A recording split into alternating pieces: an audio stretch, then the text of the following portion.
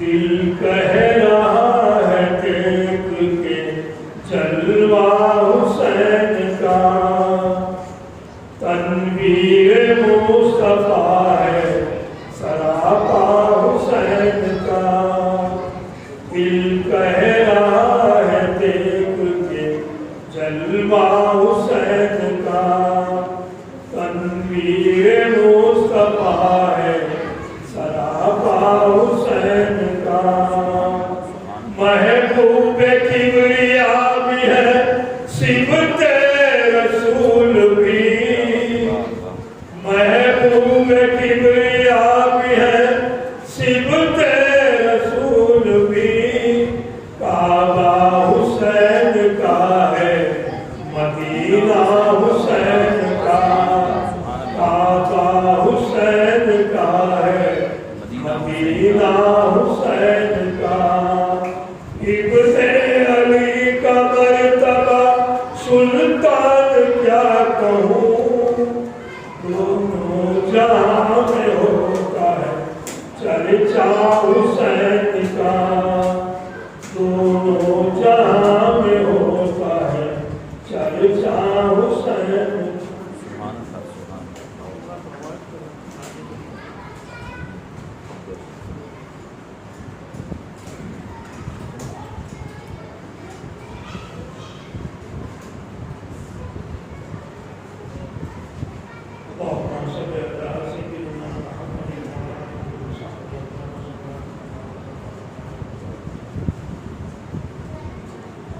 کچھ نہیں میری طلب ان کی عطا کے سامنے، کچھ نہیں میری طلب ان کی عطا کے سامنے۔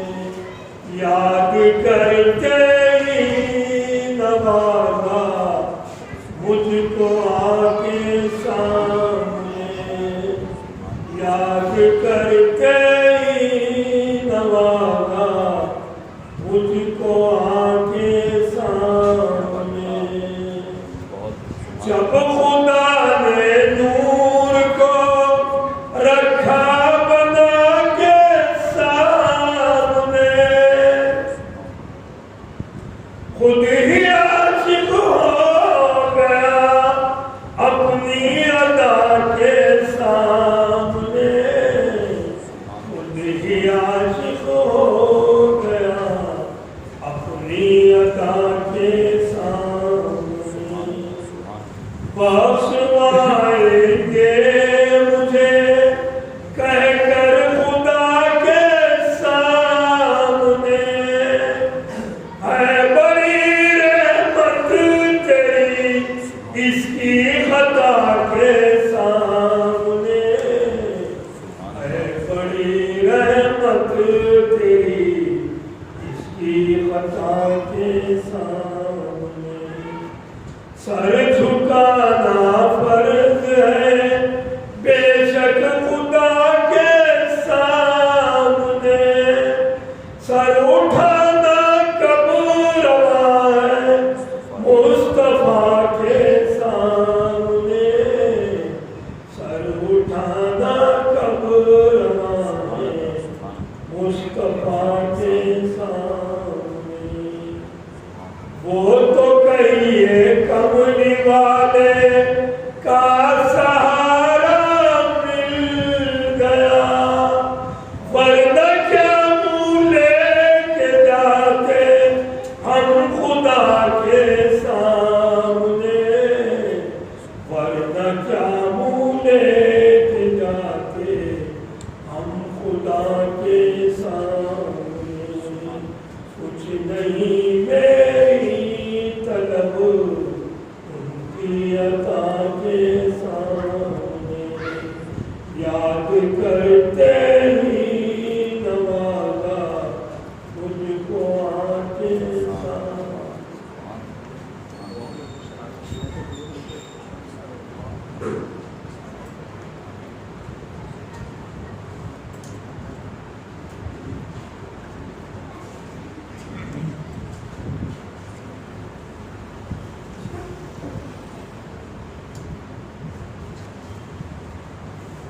السلام علیکم ورحمۃ اللہ وبرکاتہ۔ الحمد للہ رب العالمین والصلاة والسلام علی اشرف الانبیاء والمرسلین وعلى آلہ وصحبہ اجمعین والحمد للہ رب العالمین۔ فقد قال اللہ تبارک وتعالی فی شأن حبیبہ الکریم ان اللہ وملائکتہ یصلون علی النبی یا ایہا الذین آمنوا صلوا علیہ وسلموا تسلیما۔ اللهم صل وسلم وزد وبارك على حبيبك سيدنا ونبينا ومولانا محمد وعلى آله وصحبه أفضل صلواتك وعدد معلوماتك وبارك وسلم صلاة وسلاما عليك يا سيدي يا رسول الله صلى الله تعالى عليه وسلم۔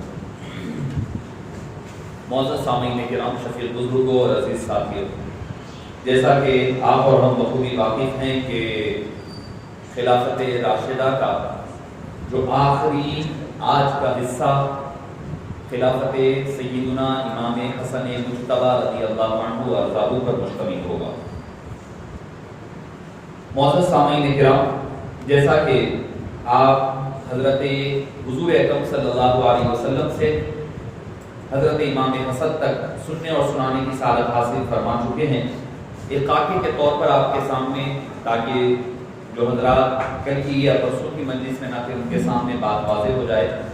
نبی کریم صلی اللہ علیہ وسلم جب مدینہ منورہ تشریف لائے اور آپ نے اسلامی خلافت کی جو بنیاد رکھی، وہ بنیاد پڑی ہے 623 کرسچن ایرا، جو عیسوی ہم جس کو کہتے ہیں۔ 623 سے 623 سے 32 تک، حالانکہ 10 سال ہوتے ہیں، مگر چونکہ عیسوی کے اعتبار سے کچھ دن ہر سال، جیسا میں نے کل تفصیلی عرض کیا کہ ہم AD کیوں نہیں کہنی چاہیے، CE کیوں کہنی چاہیے، اس پر ہم تک تفصیلی گفتگو ہوئی ہے۔ 623 سے 32 تک آپ بحیثیت حاکم مدینہ، اولین خلیفہ جس کو کہنے کو حبیب پاک صلی اللہ علیہ وسلم مدینہ پاک میں رہے۔ آپ کے وصال مبارک کے بعد، دنیا سے پردہ فرمانے کے بعد، حضرت ابوبکر صدیق 632 سے 634 تک خلیفہ رہے۔ اس کے بعد 634 سے لے کر 644 تک حضرت عمر فاروق خلیفہ رہے۔ آپ کی شہادت کے بعد 644 سے لے کر 656 تک حضرت عثمان غنی خلیفہ رہے۔ 12 سال 9 ماہ کا 12 سال کا مکمل عرصہ حضرت عثمان غنی رضی اللہ عنہ رہے۔ اس کے بعد حضرت علی مرتضی رضی اللہ عنہ و مولا مشکل کشا 656 سے لے کر 661 تک حضرت علی مرتضی رضی اللہ عنہ وکرم اللہ وجہہ الکریم کی خلافت رہی، جو 35 سن ہجری سے لے کر 40 سن ہجری تک، یعنی 4 سال 6 ماہ آپ کی خلافت رہی۔ اس کے بعد حسن مجتبی رضی اللہ عنہ کی خلافت 6 ماہ رہی، 6 ماہ تک رہی، جس کے بعد 40 سن ہجری کا تکمیل ہے، یعنی 40 سن ہجری 40 سال مکمل ہو گئے۔ جو حدیث پاک حبیب پاک صلی اللہ علیہ وسلم کی آپ اور ہم سن چکے ہیں، حضرت سفینہ رضی اللہ عنہ و ارضاہ کی جو حدیث پاک تھی، جس کے بارے میں ایک تو حدیث پاک امام احمد بن حنبل کی ہے 18406 حدیث نمبر کہ ثم تکون خلافت علی منہاج النبوۃ، نبوت کے طریقے پر خلافت باقی رہے گی جب تک اللہ چاہے گا۔ ثم يرفعها، پھر اللہ اس کو اٹھا لے گا، اذا شاء اللہ، جب اللہ تعالیٰ چاہے گا۔ ثم تكون ملکا عاما، اس کے بعد پھر ملوکیت کا، بادشاہت کا، کنگشپ کا آغاز ہوگا۔ یہ تو تھی احمد بن حنبل کی مسند احمد بن حنبل کی حدیث پاک، امام ترمذی کی حدیث پاک جو کہ بالکل کلیئر اور واضح ہے۔ حضرت سفینہ فرماتے ہیں کہ قال النبی صلی اللہ علیہ وسلم الخلافت فی امتی 30 سنۃ، میری امت میں خلافت 30 سال، میرے بعد 30 سال ہوگی۔ ثم ملک بعد ذلک، اس کے بعد بادشاہت کا آغاز ہوگا۔ حضرت سفینہ فرماتے ہیں اگر ہم کاؤنٹ کریں تو حضرت ابوبکر کے 2 سال، حضرت عمر کے 10 سال، حضرت عثمان کے 12 سال اور حضرت علی مرتضیٰ کے 6 سال اگر ہم مکمل ملا لیں تو پورے مکمل 30 سال ہو جاتے ہیں۔ اس میں وہ 6 ماہ حضرت امام حسن مجتبی سے شامل ہے۔ اس کے بعد حضرت امیر معاویہ رضی اللہ عنہ خلیفہ سے مراد اب جو خلافت راشدہ تھی وہ تو ختم ہو گئی، اب خلیفہ بحیثیت حاکم رولر کے کہا جائے گا۔ اب ہم اکثر کہتے ہیں خلیفہ ہارون رشید کہا جاتا ہے، ہارون رشید کا تو دور بہت بعد کا ہے۔ خلیفہ عمر بن عبدالعزیز کہا جاتا ہے، وہاں خلیفہ سے مراد رولر، حاکم یا وائس کے میننگ میں آئیں گے، کسی کا نائب ہونا، یہ معنی میں استعمال ہوگا۔ خلیفہ راشد جو خلافت راشدہ علی منہاج النبوہ تھا، اس کا خاتمہ ہو چکا تھا۔ تو حضرت معاویہ رضی اللہ عنہ وارضاہ 661 سے 681 تک، یعنی 40 سے 60 سن ہجری تک، جو آج کا ہمارا ٹاپک ہے، میں اس لیے بتا دیا تاکہ تاریخ آپ کو ذہن نشین ہو جائے۔ آج جب ہم حضرت امام حسن کے بعد حضرت معاویہ رضی اللہ عنہ پر آئیں گے، تب آپ کو چیزیں واضح اور کلیئر ہو جائیں گی۔ حضرت امیر معاویہ رضی اللہ عنہ 20 سال تک حاکم رہے، حکومت فرمائی، 661 سے 681 تک۔ اموی پیریڈ تو آگے اور چلا، 750 تک چلا ہے، بنو امیہ کا دور چلا۔ اور ایک بات یہاں وضاحت کر دوں میں، اکثر جو ہم کئی تاریخی کتابوں میں اموی بادشاہ بنو امیہ کے بارے میں برا کہا جاتا ہے، تو اس سے مراد جو اچھے حکمران ہوں گے ان کو نکال دیا جائے گا، اس میں وہ مراد نہیں ہوں گے۔ جیسے عمر بن عبدالعزیز ہے، جن کو کہا جاتا ہے کہ خلافت ثانی حضرت عمر کے بعد اگر کوئی گولڈن پیریڈ آیا ہے تو حضرت عمر بن عبدالعزیز کا آیا ہے۔ وہ بھی تو اموی بادشاہ تھے، وہ بھی بنو امیہ سے تھے، مگر جو لوگ اچھے ہوں گے، جیسے حضرت امیر معاویہ کا دور لے لیں، حضرت عمر بن عبدالعزیز کا دور لے لیں، اس کو نکال دیا جائے گا۔ حالانکہ خلیفہ ہارون رشید کے بارے میں بہت کہا جاتا ہے، مگر پھر اہل بیت اطہار سے ان کی دشمنی بھی واضح اور بیان ہے۔ ہارون رشید کے بارے میں ایک اچھے رولر کے طور پر مانا جائے گا، مگر جب اہل بیت اطہار پر ظلم و ستم کی بات آئے گی تو امام محمد باقر کی بات لے لیں، امام جعفر صادق کی بات لے لیں، امام تقی، امام نقی، بعد کے جتنے آئے ہیں ان کے اوپر اور خان بادے اہل بیت اطہار پر جو ظلم و ستم اموی بادشاہ کرتے تھے، اس میں کہیں نہ کہیں ہارون الرشید کا بھی نام آیا کرتا ہے۔ تو معزز سامعین کرام، اب اس کے بعد ہم آگے بڑھتے ہیں امام حسن مجتبی رضی اللہ عنہ کی خلافت مبارکہ کی طرف۔ رمضان 18 یا 19 رمضان المبارک کو حضرت علی مرتضیٰ پر حملہ ہوتا ہے، اور 1 یا 2 دن آپ بخیر حیات ہوتے ہیں، اس کے بعد آپ کی روح مبارک قفص عنصری سے پرواز کرتی ہے اور فوت ہوتے ہیں۔ 40واں سال ہے ہجرت کا، 40 سن ہجری ہے، اور 661 کرسچن ایرا ہے، عیسوی ہے، اور رمضان المبارک کا مہینہ ہے، اور حبیب پاک صلی اللہ علیہ وسلم دنیا سے پردہ فرمائے ربیع الاول کے مہینے میں۔ ربیع الاول، ربیع الثانی، جمادی الاول، جمادی الثانی، رجب۔ حضرت علی رمضان میں وصال ہوا، شہادت ہو رہی ہے۔ رمضان کے بعد شوال، ذوالقعدہ، ذوالحجہ، محرم، صفر، پھر پلٹ کر ربیع الاول، بچ گئے 6 ماہ۔ حبیب پاک نے کیا فرمایا تھا؟ میرے بعد خلافت 30 سال چلے گی۔ حضرت علی 20 محرم 20 رمضان المبارک کو شہید ہوتے ہیں۔ ابھی 6 مہینے وہ حدیث پورے ہونے میں باقی ہے۔ اب امام حسن مجتبی وہ 6 مہینے کے بعد کو مکمل فرماتے ہیں۔ وہ 6 مہینے کا جو گیپ تھا جس نے حبیب پاک نے فرمایا تھا میرے بعد خلافت راشدہ 6 ماہ تک چلے گی، وہ 6 ماہ امام حسن مجتبی رضی اللہ عنہ وارضاہ مکمل فرماتے ہیں۔ حضرت علی مرتضیٰ رضی اللہ عنہ کرم اللہ وجہہ کریم کی شہادت میں آپ سے پوچھا گیا کہ اے امام پاک، کیا آپ کے بعد امام حسن کے ہاتھ پر بیعت کی جائے؟ ایک روایت میں آپ نے فرمایا کہ مجھے اپنے حال پر چھوڑ دو، میں جس طرف سفر کرنے جا رہا ہوں۔ کیسا سفر ہے وہ؟ کیسا سفر ہے کہ وہ جو مرتبہ تھا حسین کا، نہ تو دید ہے نہ شمید ہے، کہا دیکھ آئینہ طیف کا مجھے حسن یار کی دید ہے، جو لہو گلے سے کٹا کہا عاشقوں کی یہ عید ہے، جو لہو گلے سے کٹا کہا عاشقوں کی وہ عید ہے، جو نثار سجدے میں سر کرے وہ امام ہے وہ شہید ہے۔ شہادت ہے مطلوب مقصود مومن، نہ مال غنیمت نہ کشور کشائی۔ معزز سامعین کرام، آدمی اس کی لذت کب سمجھ سکتا ہے؟ حضرت علی مرتضیٰ پر حملہ ہوتا ہے، کوفہ کی، اور حضرت علی واحد شخص ہے دنیا میں، پورے صحابہ میں تنہا شخص ہے جن کی ولادت بھی اللہ کے گھر میں ہوتی ہے، شہادت بھی اللہ کے گھر میں ہوتی ہے۔ ولادت کعبے کے اندر ہوتی ہے اور شہادت کوفہ کی جامع مسجد میں ہوتی ہے۔ جب آپ پر حملہ ہوا، جب خون کے فوارے نکل رہے ہیں، نکل کر کے دیوار مسجد کوفہ کی دیواروں پر اچھلتے ہیں، آخری وقت سب کو کیا سوچتا ہے آدمی؟ کوئی وصیت کر دے، بیٹے کو مال و دولت کے بارے میں لکھ دے، پراپرٹیز کے بارے میں بتا دے، یہ یہاں ہے وہ وہاں ہے، ان سے اتنا آنا ہے، ان سے اتنا آنا ہے۔ حضرت مولا مشکل کشا کی زبان پر ہے کیا؟ فزت برب الکعبہ، رب کعبہ کی قسم میں کامیاب ہو گیا۔ ہم سمجھتے زندہ رہنا کامیابی ہے، جا کر ان سے پوچھو کہ کیسی شہادت کا مرتبہ پائے ہیں۔ فزت برب، اور آپ کو شہادت کی اطلاع آپ کو دے دی گئی تھی۔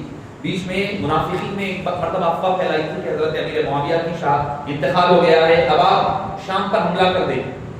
حضرت علی مرتضیٰ نے اپنی داڑھی مبارکہ کو پکڑ کر فرمایا جب تک کہ یہ خون میں لال نہیں ہوگی معاویہ کا انتقال نہیں ہوگا۔ ہم لوگ کیا اگر معلوم ہو گیا کہ کوئی ہمیں مثال کے طور پر کوئی بھی ایک آدمی ہے، اس کو یہ پتا چل جائے کہ اس کو قتل کیا جانے والا ہے، تو وہ شہر چھوڑ کر بھاگ جائے گا، ملک چھوڑ کر کے بھاگ جاتے ہیں۔ کہیں ہوتا ہے نا اکثر ایک دوسرے کا مرڈر کر دیے، اب ان کے جو حوالی ہے لوگ ہیں وہ راؤڈی شیٹر کے لوگ اب ان کو مارنے کے لیے ڈھونڈ رہے ہیں، تو کیا کر رہے ہیں؟ دبئی بھاگ جاتے ہیں۔ پولیس سے بھی بچنا ہے، ادھر موت سے بھی بچنا ہے، ہم تو بھاگتے ہیں۔ حضرت علی مرتضیٰ کو معلوم ہے کہ شہادت ہونی ہے، معلوم ہے، حبیب پاک نے فرما دیا ہے، فرمایا جب تک کہ میری یہ داڑھی سرخ نہیں ہوگی تب تک کہ معاویہ کا انتقال نہیں ہوگا۔ شہادت بھی نہیں فرمائی، انتقال فرمایا۔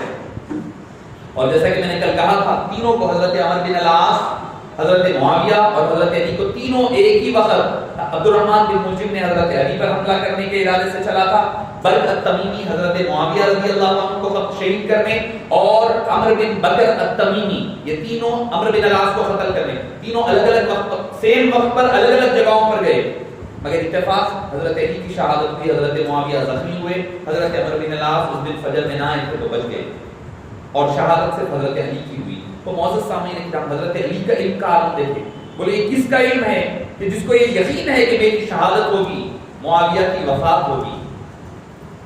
حضرت علی کا یہ عالم ہے تو نبی کا عالم کیا ہوگا؟ کلمہ پڑھنے والے کا یہ عالم ہے تو کلمہ پڑھانے والے آقا کا عالم کیا ہوگا؟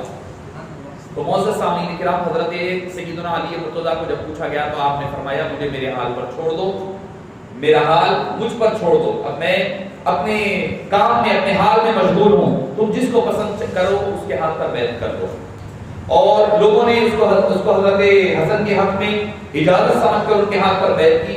سب سے پہلے قیس بن سعد بن عباد نے سب سے پہلے آپ کا ہاتھ بڑھایا اور بیعت کی۔ آپ نے کہا کہ پھر سب کے سامنے اقرار لیتے ہیں، اور اس کے بعد حسن مجتبی رضی اللہ عنہ نے لوگوں سے اقرار لیا۔ حضرت علی مرتضیٰ کی شہادت ہو گئی، وفات ہو گئی، امام حسن نے اس بات پر لوگوں سے بیعت کی میرے کہنے پر عمل کرنا۔ نمبر 1 سب سے پہلا کام یہ ہوگا کہ میرے کہنے پر عمل کرنا، میں جنگ کروں تو تم بھی جنگ کرنا، میں جنگ کروں تو جس سے جنگ کروں اس سے جنگ کرنا، اور میں جس سے صلح کروں اس سے صلح کرنا، میں جس سے جنگ کروں اس سے جنگ کرنا، جس سے صلح کروں۔ حضرت امام حسن کا بھی علم دیکھو آپ، علم غیب اللہ نے خانوال نبوت کو عطا فرمایا تھا، مولا مشکل کشا ہے، وصال سے شہادت سے پہلے فرما رہے ہیں اپنی شہادت کی علم کی خبر دے رہے ہیں، اور حضرت امام حسن مجتبی بتا رہے ہیں میں جس سے دوستی جس سے جنگ کروں تم بھی جنگ کریں گے، جس سے میں صلح کروں تم اس سے صلح کرو گے۔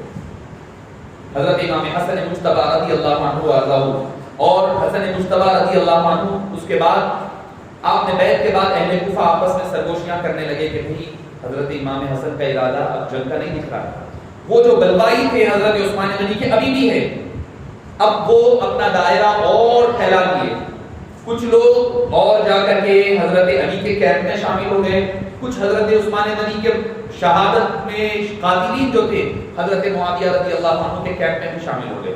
اب ہر دو طرف کیمپوں میں وہ قاتلین پھیلے ہوئے ہیں۔ حضرت امیر معاویہ خود اپنے دور میں بعد میں امام حسن مجتبی کے بعد جب آپ حاکم حکومت پر آئے، تخت خلافت پر آئے، اس کے باوجود آپ بھی ان سے بدلہ نہیں لے سکے۔ کیوں؟ کیونکہ اتنے بڑھ گئے تھے، ہزاروں کی تعداد بن گئی، جو حضرت علی مرتضیٰ رضی اللہ عنہ نے فرمایا تھا کہ میں ایک آدمی نہیں، کس کو؟ ایک مرتبہ آپ نے مسجد کوفہ کی مسجد میں جب حضرت علی مرتضیٰ کو کہا گیا کہ قاتلین عثمان سے بدلہ لیجیے، تو آپ نے پوچھا کہ قاتلین عثمان کون کون ہے؟ تو روایت میں آتا ہے کہ کون سے زائد مسجد اٹھ کر ٹھہر گئی کہ ہم بھی قاتلین عثمان میں سے۔ آپ کس کو قتل کریں گے؟ ایک کو اگر آپ ماریں گے تو دوسرے فساد کو تیار کرنا ہے، دو کو ماریں گے 4 تیار ہو رہے ہیں۔ تو معزز سامعین کرام، اس قدر سازش جو سبائی طاقتوں نے عبداللہ بن سبا کا جو گناہ ہوا جال تھا، اب وہ جال اپنا کام کر رہا تھا۔ تو معزز سامعین کرام، حضرت امام حسن مجتبی رضی اللہ عنہ نے جب یہ چیزیں کی، اس کے بعد آپ نے حضرت امیر معاویہ رضی اللہ عنہ کو جب یہ اطلاع ملی کہ حضرت علی کی شہادت ہو گئی ہے تو آپ عام بیعت لینا آغاز کر دیے، چونکہ آپ کا علاقہ محدود تھا حضرت علی کے دور تک، حضرت علی خلیفہ برحق تھے. اب حضرت امام حسن بھی ہے تو امام حسن ہی خلیفہ برحق ہے، امیر معاویہ رضی اللہ عنہ نہیں. وہ ایک محدود علاقے کے، چونکہ کل ہم سن رہے تھے حضرت عبدالحق شاہ عبدالحق موضوع سے دہلی علیہ رحمہ، چونکہ حضرت معاویہ رضی اللہ عنہ کا حضرت علی مرتضیٰ جو خلیفہ برحق تھے ان کے خلاف جانا وہ خروج کہلایا، اور اس کے خلاف حضرت علی نے صفوان میں جنگ ہوئی، اس کے بعد نہروان میں خوارج سے جنگ ہوئی. تو معزز سامعین کرام، حضرت علی حق پر برحق خلیفہ، اس کے بعد امام حسن مجتبی برحق خلیفہ، اب تک جب تک کہ امام حسن مجتبی سارا حکومت کا نظام حضرت امیر معاویہ رضی اللہ عنہ کے حوالے نہ کر دیں. اور وہ منہاج اعلی نبوہ علی منہاج النبوہ کا جو دور ہے وہ چل رہا ہے، اور حضرت امیر معاویہ رضی اللہ عنہ کو جیسے ہی پتہ چلا کہ حضرت امام حسن مجتبی بیعت کر رہے ہیں، لہذا وہ بھی لوگوں وہ جنگ کی تیاری کا آغاز کرنے لگے. اور حضرت معاویہ رضی اللہ عنہ نے 60,000 کا لشکر لے کر آپ حضرت امام حسن کی طرف بڑھنے کا ارادہ کرنے لگے. جنگ اور ایک جنگ، جمل ہو چکی، صفین ہو چکی، نہروان ہو چکی، ایک اور جنگ کی تیاری ہو رہی ہے. اور حضرت حسن مجتبی رضی اللہ عنہ کے ہاتھ میں 40,000 جانثار ہے، ساتھ میں ادھر 60,000 ہے، ادھر 40,000، پورے مکمل 1 لاکھ ہے. اگر یہ جنگ ہوتی تو کم سے کم آدھے لوگ تو مارے جاتے ہر دو طرف. اب ادھر حضرت امام حسن مجتبی رضی اللہ عنہ نے اپنے پہلے قیس بن سعد کو 12,000 کو جمعیت مقدمۃ الجیش کہا جاتا، یعنی جب فوج کو پیچھے آتی پورا لشکر، اس سے پہلے کچھ فوج کے کچھ لوگوں کو، چنندہ لوگوں کو ایک آگے بھیجا جاتا تاکہ جا کر کے وہ آگے کا اندازہ لگائیں، سامنے کی فوج کا اندازہ لگائیں، دیکھیں کہ ان کے پاس کیا تیاری ہے اور کیسے جنگ کی کیا اسٹریٹجی بن سکتی ہے، کیا تیاری ہو سکتی ہے. یہ طریقہ کار ہوا کرتا کہ مقدمۃ الجیش کے نام سے بھیجا جاتا. تو آپ نے 12,000 لوگوں کے ساتھ حضرت قیس بن سعد رضی اللہ عنہ کو آپ نے بھیجا. مقام دیر عبدالرحمن میں جب وہ پہنچے تو وہاں پر ہوا یہ کہ مدائن میں پہنچ کر لشکر وہاں قیام کیا تو کسی نے یہ افواہ پھیلا دی کہ قیس بن سعد مارے گئے اور سارے 12,000 کو حضرت معاویہ نے قتل کر دیا ہے اور شہید کر دیا. حضرت امام حسن مجتبی رضی اللہ عنہ یہیں پر ایک روز قیام فرمایا اور تاکہ سواری کے جانور بھی آرام کر لے. پھر آگے بڑھے، آپ نے لوگوں سے پھر کہا تم میرے ہاتھ پر اس بات پر اس شرط پر بیعت کی ہے کہ صلح میں اور جنگ میں میری اتباع کرو گے. بار بار یہ بات آپ یاد دلا رہے ہیں لوگوں کو کہ تمہارا میرا جو معاہدہ ہوا ہے، میں جس سے جنگ کروں تم جنگ کرو گے، جس سے میں بیعت کروں اس سے بیعت کرو گے. معزز سامعین کرام، حضرت امام حسن مجتبی رضی اللہ عنہ تیاری، یہ جو تقریر آپ نے فرمائی، اب مقام دیر عبدالرحمن سے پہلے جو خوارج اور منافقین جو آپ کے لشکر میں تھے، فوراً تمام لشکر میں یہ بات مشہور ہو گئی کہ امام حسن مجتبی حضرت معاویہ سے صلح کرنے جا رہے ہیں. اور ان لوگوں نے امام حسن مجتبی پر کفر کا فتویٰ لگا دیا، جو خود امام حسن کے دور میں ساتھی ہے، فوج میں شامل ہے، امام حسن کو کافر کہہ دیے. ارے جن کے صدقے میں ساروں کو ایمان ملا وہ کافر ہو جائے تو کون پھر ایمان والا بچے گا. معزز سامعین کرام، اور اس کے بعد انہوں نے حضرت امام حسن کو جب بھی اس کے بعد بھی یا عار المؤمنین کہا کرتے تھے، یعنی امیر المومنین پہلے کہتے تھے مومنوں کے امیر، یعنی بعد میں نعوذ باللہ آپ جو ہے مومنوں کے لیے ایک عار ہے، نعوذ باللہ ایک دھبہ ہے. اس قسم کے الفاظ حضرت حسن مجتبی رضی اللہ عنہ وارضاہ کے لیے وہ استعمال کیا کرتے. اور معزز سامعین کرام، امام حسن رضی اللہ عنہ وارضاہ یہاں تک کہ خیمے میں گھس پڑے، خیمے میں آئے اور آ کر کے حضرت امام حسن مجتبی کا لباس پکڑا، داڑھی مبارکہ کھینچی، لباس کھینچنے لگے، آپ کے کاندھے پر سے چادر کھینچ کر لے گئے اور ہر چیز خیمے کی لوٹ لی. یہاں تک کہ امام حسن فوراً اپنے گھوڑے پر سوار ہوئے اور قوم ہمدان وغیرہ کو آواز دیے، قبیلے والے آئے اور آ کر کے آپ کی حفاظت فرمائی. پھر ایک خارجی جس کو جراح بن قضیبہ کہا جاتا ہے، اس نے تیر مارا تو حضرت امام حسن کے ران ہائے مبارک میں وہ پیوست ہو کر کے ران کی زخمی ہو گئی. صرف کس لیے؟ صلح کر رہے ہیں اس لیے. ابھی صلح کا اعلان بھی نہیں فرمایا امام حسن نے، صرف ابھی بات ہوئی ہے. تو مطلب آپ اندازہ لگائیے کس قدر سازشیں تیار ہے. اب ہر طرف ٹکرانے کی کوشش ہو رہی ہے. مسلمانوں کو اور لڑایا جائے اور ٹکرایا جائے.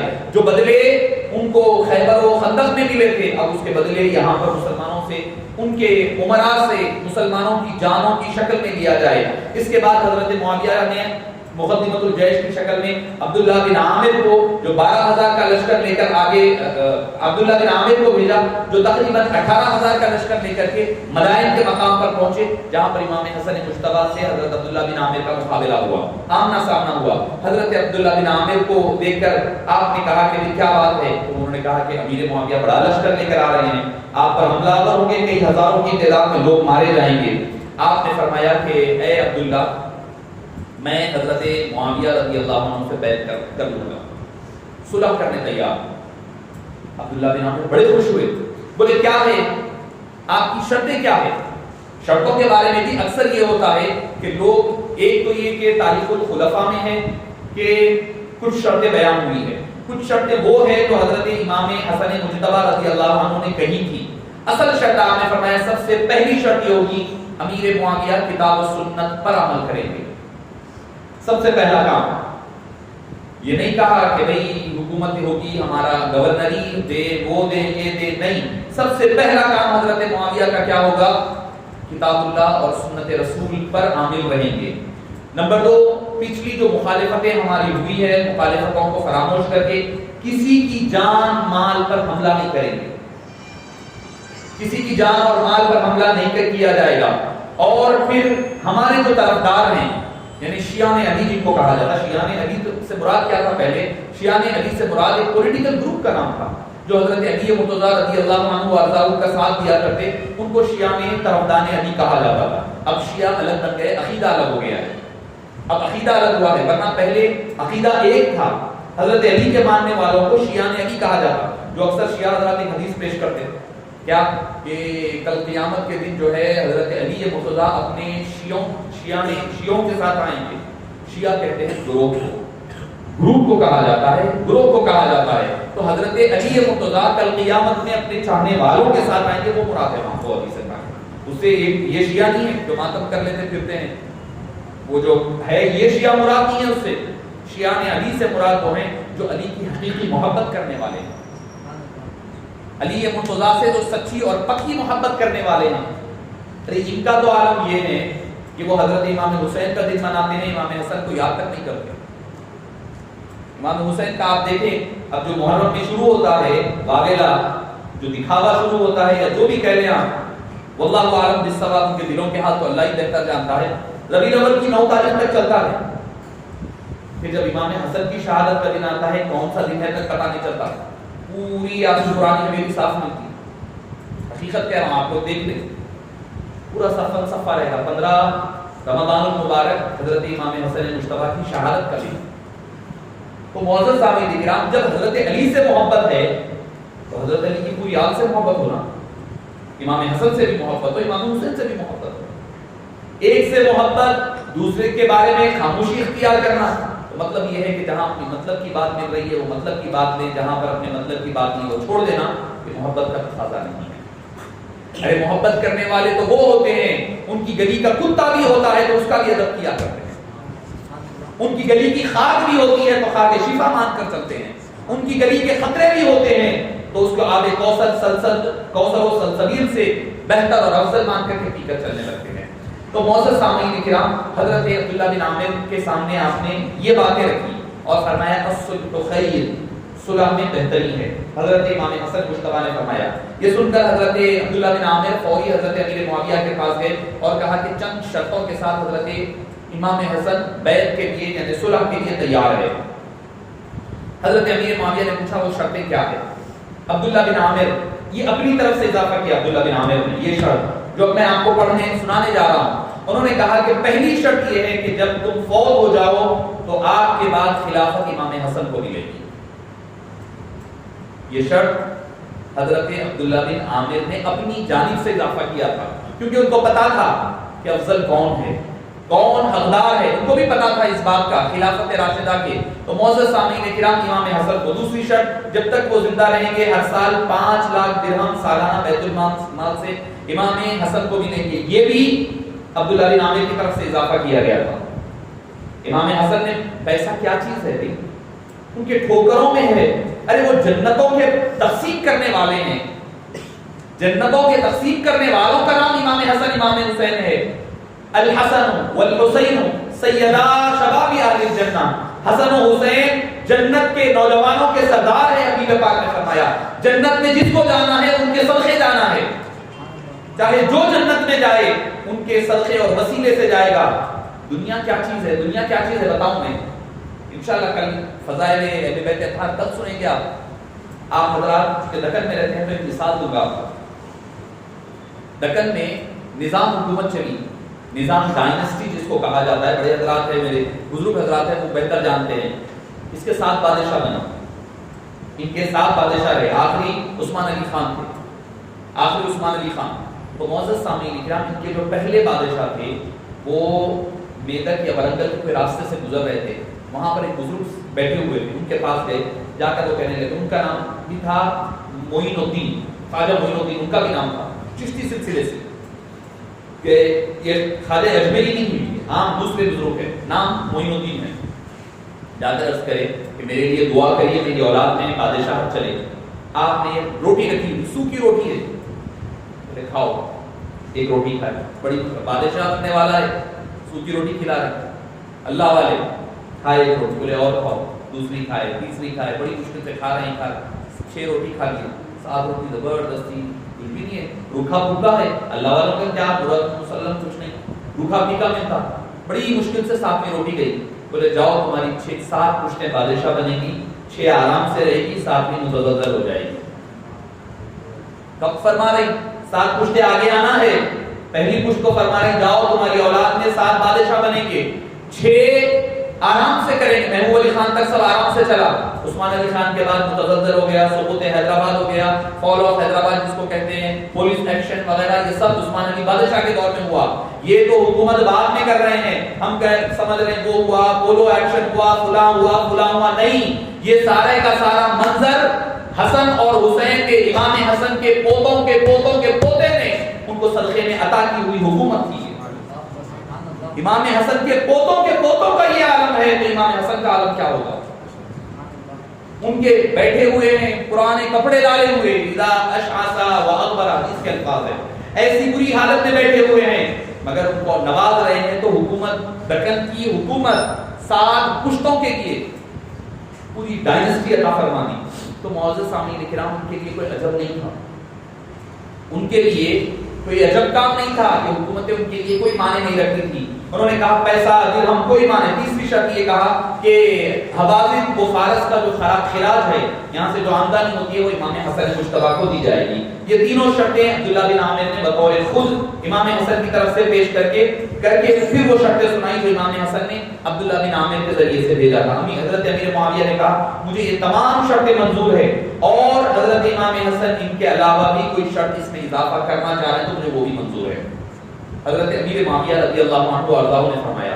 اب اس کے بعد یہاں تک کہا کہ ایک سادے کاغذ پر مہر لگا دی اور اس کے اوپر اسٹیمپ دستخط کر کے بھیج دیے، کہے کہ امام حسن کو فرمائے جو اس میں لکھنا چاہے لکھ لے، مجھے منظور ہے.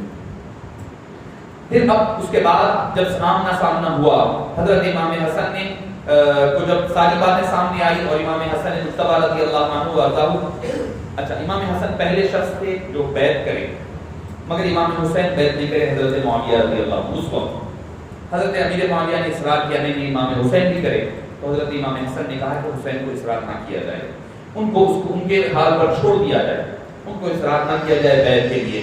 مگر بعد میں جا کر کے پھر امام حسین رضی اللہ عنہ وارضاہ کچھ وقفے کے بعد جانے کے بعد حضرت امیر معاویہ رضی اللہ عنہ کے دست مبارک تک بعد میں بیعت فرمائی.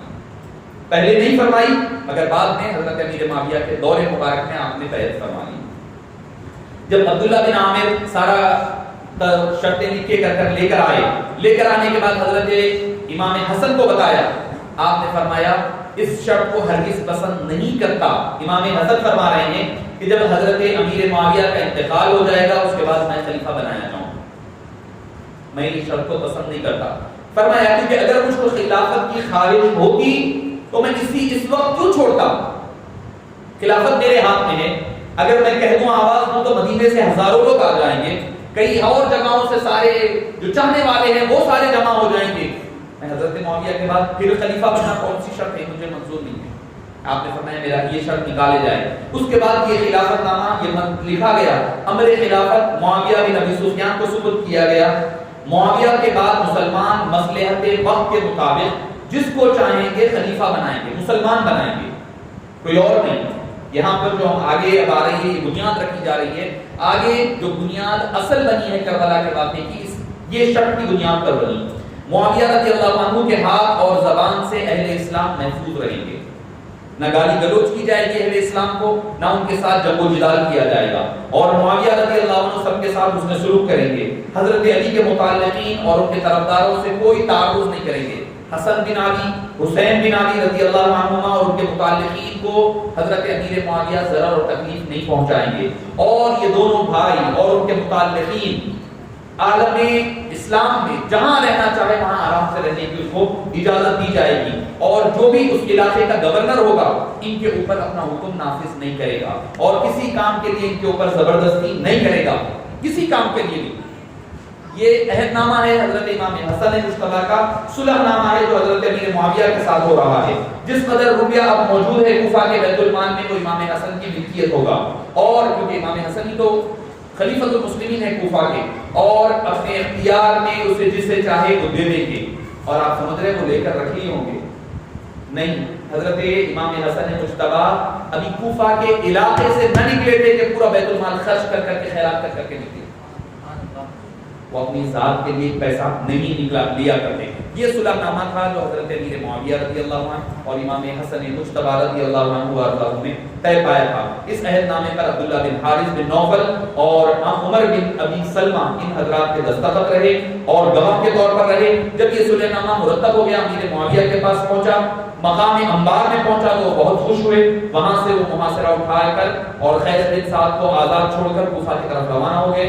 قیس بن سعد اسی روز شام کو اپنے ساتھیوں کے ساتھ کوفہ واپس آ گئے. امام حسن مجتبی رضی اللہ عنہ کچھ دن آپ مدینہ کوفہ میں رکے.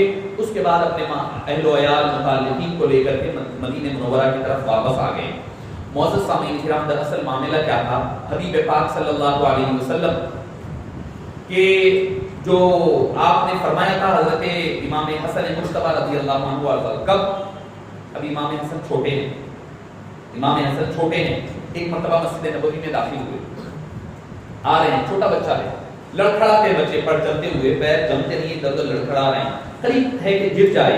آپ صلی اللہ علیہ وسلم خطبہ دیتے ہوئے, خطبہ جمعے کا خطبہ کیا ہوتا ہے, جمعے کا خطبہ مثل عبادت ہے, اس میں بات نہیں کرنا ہے. یہاں تک کہ احناف کے پاس یہ ہے کہ اگر درود پاک بھی پڑھا جائے, ان اللہ و ملائکتہ بھی پڑھا جائے, تو دل میں درود شریف پڑھے, زور سے نہ پڑھے. دعا کرے تو بھی آمین زور سے نہیں کہے, دل میں کہے, ہاتھ اٹھا کے دعا نہیں کرنا. یہ آداب میں سے جمعہ کے خطبے کے آداب میں سے ہے کہ آمین بھی زور سے نہیں بولنا, ہاتھ اٹھا کے دعا نہیں کرنا, درود شریف کی آیت بھی پڑھی جائے تو دل ہی دل میں کہا جائے.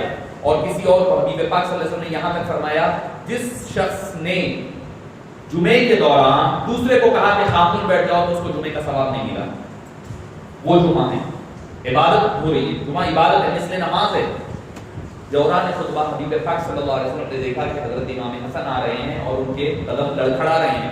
حبیب دعوت صلی اللہ علیہ وسلم خطبے ممبر سے اتر کر سیدھا گئے, امام حسن کو اٹھایا, لا کر کے اپنے پہلو میں بٹھا دیا خود میں. صحابہ کرام پریشان, یہ کیا ہو رہا تھا؟ خطبہ تو کچھ چل رہا تھا, اللہ کی حمد و ثنا ہو رہی تھی, ہوگی بھئی دین کی بات ہو رہی تھی, قرآن یا حدیث بیان ہو رہے تھے ان کے. حبیب پاک صلی اللہ علیہ وسلم نے, اب خطبہ نہیں ہو رہا, ظاہری طور پر خطبہ نہیں ہو رہا ہے, خطبہ رک گیا. حبیب پاک فرمانے لگے, ان ابنی ھذا, یہ میرا بیٹا سید سردار ہے, ان ابنی ھذا سید ولعل اللہ ان یصلح به بین فئتین عظیمتین من المسلمین. بخاری شریف 2505 حدیث نمبر. بخاری شریف, یہ میرا بیٹا سردار ہے. حبیب پاک نے کسی کو نہیں فرمایا کہ وہ سردار ہے. امام حسن مجتبی کی سیادت اور ان کی سرداری, ان کا سید ہونا بخاری شریف کی صحیح حدیث سے ثابت ہے. یہ میرا بیٹا لعل اللہ, ان قریب اللہ تعالی اس کے دستے مبارک پر یہ صلح کروائے گا بین فئتین عظیمتین من المسلمین، مسلمانوں کی دو بڑی جماعتوں میں سے جب لڑائی ہو گئی تو یہ صلح کرے گا، یہ میرا بیٹا، یہ وہی میرا بیٹا ہوگا۔ صرف ایک چیزیں پتا چلتی، پہلی بات یہ کہ خطبہ چل رہا تھا، ہو سکتا قرآن پڑھی جا رہی تھی، ہوگی حدیث تھی، کیا تھا نہیں معلوم ہے، اس کے دوران حضرت امام حسن کے فضائل بیان ہو رہے ہیں، تو پتا کیا چلا امام حسن کے فضائل بیان کرنا بھی عبادت میں شامل ہے، اسی لیے حمیدہ پاک خطبے کے دوران فرما رہے ہیں۔ اگر عبادت نہ ہوتی، بھائی آپ حمیدہ پاک خود فرما رہے ہیں، کوئی اگر دوسرے کو خاموش رہو کہے، بھائی خطبہ ہو رہا ہے، خاموش رہو کہنا کوئی بری بات نہیں ہے، اچھی بات ہے، لوگوں کو ترغیب دے رہے ہیں اچھے کام کی، مگر اچھا کام بھی کر رہے ہیں تو بھی آپ کو جمعے کا ثواب نہیں مل رہا۔ جو حبیب پاک دوسروں کو کہے کہ خاموش کہو بھی نہ کہے، خود نعوذ باللہ غیر عبادت والی بات کہے کہ نہیں، تو حبیب پاک جو فرمائے ہیں امام حسن کے بارے میں وہ بھی عبادت ہے، تو حسنین کریمین کا ذکر کرنا بھی عبادت ہے۔ اور دوسری چیز حبیب پاک کا علم غیب دیکھو آپ، امام حسن ابھی بچے ہیں، چھوٹے ہیں، لڑکھڑا رہے ہیں، فرما رہے ہیں، کب کی بات ہو رہی ہے یہ؟ آپ کے دنیا سے پردہ فرمانے کے 40 سال کے بعد، 30 سال کے بعد کی بات ہو رہی ہے۔ فرمایا کہ میرا یہ بیٹا صلح کرے گا، تو پتا چلا کہ امام حسن مجتبی کے زندہ رہنے اور ان کے امیر بننے، خلیفہ بننے، پھر لڑائی جھگڑا ہونے، پھر اس کے بعد اس میں صلح کرانے کی علم غیب حبیب پاک نے اسی وقت عطا فرما دیا۔ یہ ہے حبیب دعوت صلی اللہ علیہ وآلہ وسلم کا علم غیب کا معاملہ۔ حضرت امام حسن مجتبی رضی اللہ عنہ وارضاہ میں حضرت معاویہ رضی اللہ عنہ کے ہاتھ پر دستبردار ہو گئے۔ دراصل یہ حضرت اور امیر معاویہ رضی اللہ عنہ نے خود فرمایا، اے ابو محمد، آپ نے آج اس قسم کی جمع مردی اور بہادری دکھائی ہے کہ ایسی جمع مردی اور بہادری میں نے آج تک نہیں دیکھ سکا۔ بھئی آدمی لڑائی جھگڑا کر لینا آسان ہے، طاقت رکھتے ہوئے معاف کر دینا، درگزر کر دینا، یہ سب سے بڑا کمال ہے۔ آپ کے پاس طاقت ہے، اب کوئی طاقت نہیں ہے کسی کو، مثال کے طور پر ایک پہلوان سے لڑائی ہو گئی، آپ بڑا کھٹا کھٹا پہلوان ہے، آپ لڑائی ہو گئی، انہیں آپ مار دیا، آپ انہیں جان دو میں معاف کر دیا، آپ کو بولتا ہنسی لوگ، تو تمہاری طاقت کیا، وہ پہلوان کیا، انہیں روڈی فیٹر ہے، آپ اس کو معاف کر دیے بول رہے ہیں، کوئی پیچھے جاتے نہیں۔ آپ کے سامنے کمزور آدمی تھا، کمزور ہے، غریب ہے، اس سے غلطی ہو جائے اور آپ اس کو معاف کر دینا، یہ اعلیٰ قسم کی بہادری اور جوانمردی ہے۔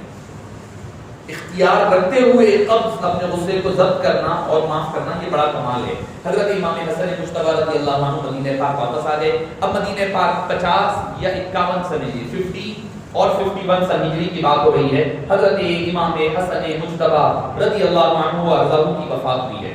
عام طور پر جو روایتیں تاریخ میں آتا ہے کہ آپ کی اہلیہ جادہ بنت الاشعث نے آپ کو زہر دیا، مگر امام حسن مجتبی نے اپنے زبان مبارک سے کچھ نہیں فرمایا۔ امام حسن مجتبی نے یہ نہیں فرمایا کہ میری بیوی نے یا کس کے کہنے پر زہر دیا گیا، نہیں فرمایا۔ وفات کے وقت اور امام حسین آئے اور آ کر کے پوچھا کہ اے بھائی مجھے بتائیے کہ کس نے آپ کو زہر دیا؟ آپ نے فرمایا اس سے پہلے بھی 2 مرتبہ دیا گیا مگر وہ اثر نہیں کر پایا، مگر اتنا کاری ضرب ہے۔ اور ایک روایت یہ بھی ملتی ہے کہ آپ کو جب زہر دیا جاتا آپ حبیب پاک صلی اللہ علیہ وسلم کے دربار میں چلے جاتے اور تبرک اور توسل لیتے، اس کے صدقے و توفیر اللہ تعالیٰ آپ کو شفایابی عطا فرما دیتا۔ مگر چونکہ اس وقت یہ ہوا، اس قدر کاری ضرب آپ کی نیند سے پہلے دیا گیا، حالت نیند میں ہی آپ کے جگر کے لیور کے پیسز ہو گئے اور جب خے کرنے لگے، وامٹ کرنے لگے تو خون کے ٹکڑے نکلنے لگے آپ کے خے مبارک میں۔ امام حسین نے کہا کہ کون ہے بتائیے؟ آپ نے فرمایا کہ نہیں، میں یقین نہیں ہے مجھے کہ کون میرا قاتل ہے، اگر میں یقین نہیں ہے اور کہوں گا تو وہ گمان اور ظن ہوگا، سسپیشن ہوگا، اور گمان کی بنیاد پر تم کسی کو بدلہ قتل کر دو گے، ان اللہ کے نزدیک تم بھی گناہ گار ہوگے، میں بھی گناہ گار ہوگا۔ اگر میرا گمان جس کے بارے میں ہے وہی ہے، اللہ تعالیٰ بہترین بدلہ لینے والا ہے، تم سے بہتر بدلہ اللہ تعالیٰ لینے والا ہے۔ آپ کی طبیعت کس قدر صلح پسندی کی ہے، کس قدر آپ کی شان دیکھیں حضرت امام حسن مجتبی کی۔ یہ حبیب پاک نے یوں خود ہی نہیں فرمایا تھا، حدیث پاک میں آتا ہے کہ غالباً مسلم شریف کی اور ترمذی شریف کی حدیث پاک ہے، امام حسن مجتبی صلی اللہ علیہ وسلم کے چہرے سر مبارک سے پیٹ مبارک تک امام حسن برابر تھے، مشابہ تھے، اور پیٹھائے مبارک سے قدموں تک امام حسین مشابہ تھے. تو فراست، حلم، بردباری، صبر، متانت، تحمل حبیب پاک کا امام حسن کو آیا تھا، اور ثابت قدم رہنا، قدم جمائے رکھنا یہ امام حسین کو عطا ہوا تھا. کیوں؟ کیونکہ حبیب پاک کو پتا تھا کس کو کیا دینا ہے. آدھا حسن کو دیا، آدھا حسین کو دیا. اوپر کا آدھا حسن کو اس لیے دیا، صبر و تحمل کی بات آئے گی تو حسن صبر و تحمل کا مظاہرہ کریں گے. اور جب ثابت کربلا کے میدان میں صبر و تحمل کے ساتھ ثابت قدم پیر جمائے رکھنے کی بات کی، مصطفیٰ نے اپنے قدم مبارک حضرت امام حسین کو عطا فرمائے.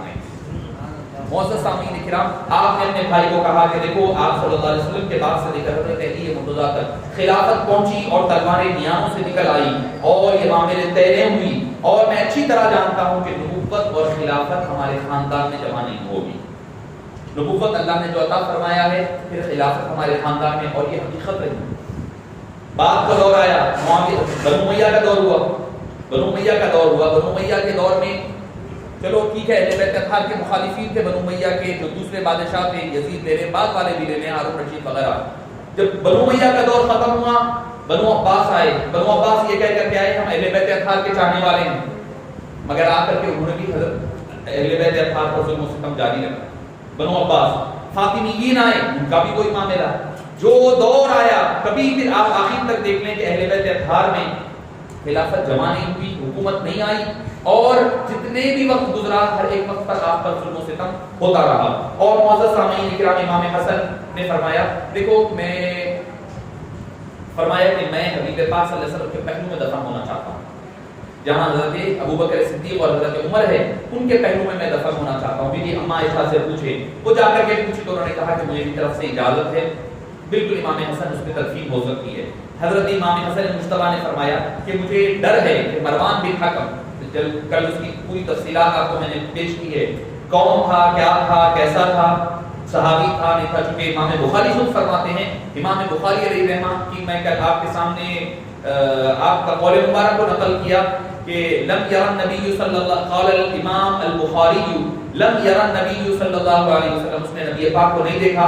قلت هو تابعی له، وہ تابعی تھا.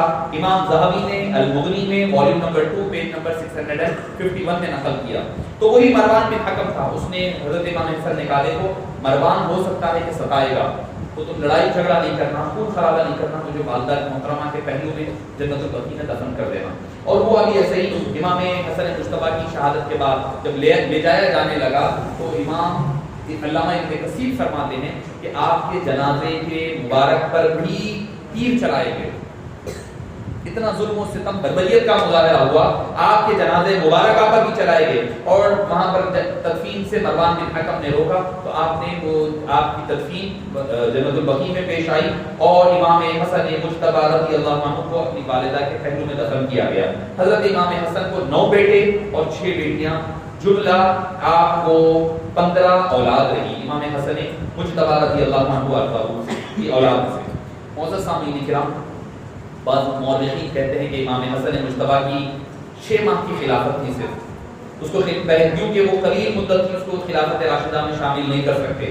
تو معزز سامعین کرام، یہ کہنا بالکل غلط ہے، کیونکہ امام حضرت علی کی خلافت کی تو جملہ ملا لیں تو 5.5 سال ہوگی، جملہ ملا لیں وہ بھی کم ہونے کے اعتبار سے کہ آپ اس کو بھی خارج کر دیں گے نہیں. مگر میں سمجھتا ہوں کہ امام حسن مجتبیٰ کی خلافت پر اگر کوئی اچھے ٹھنڈے دل سے اگر نظر ڈالے گا تو وہ خلافت راشدہ کا نہایت اہم ترین حصہ تھا، نہایت اہم ترین حصہ تھا.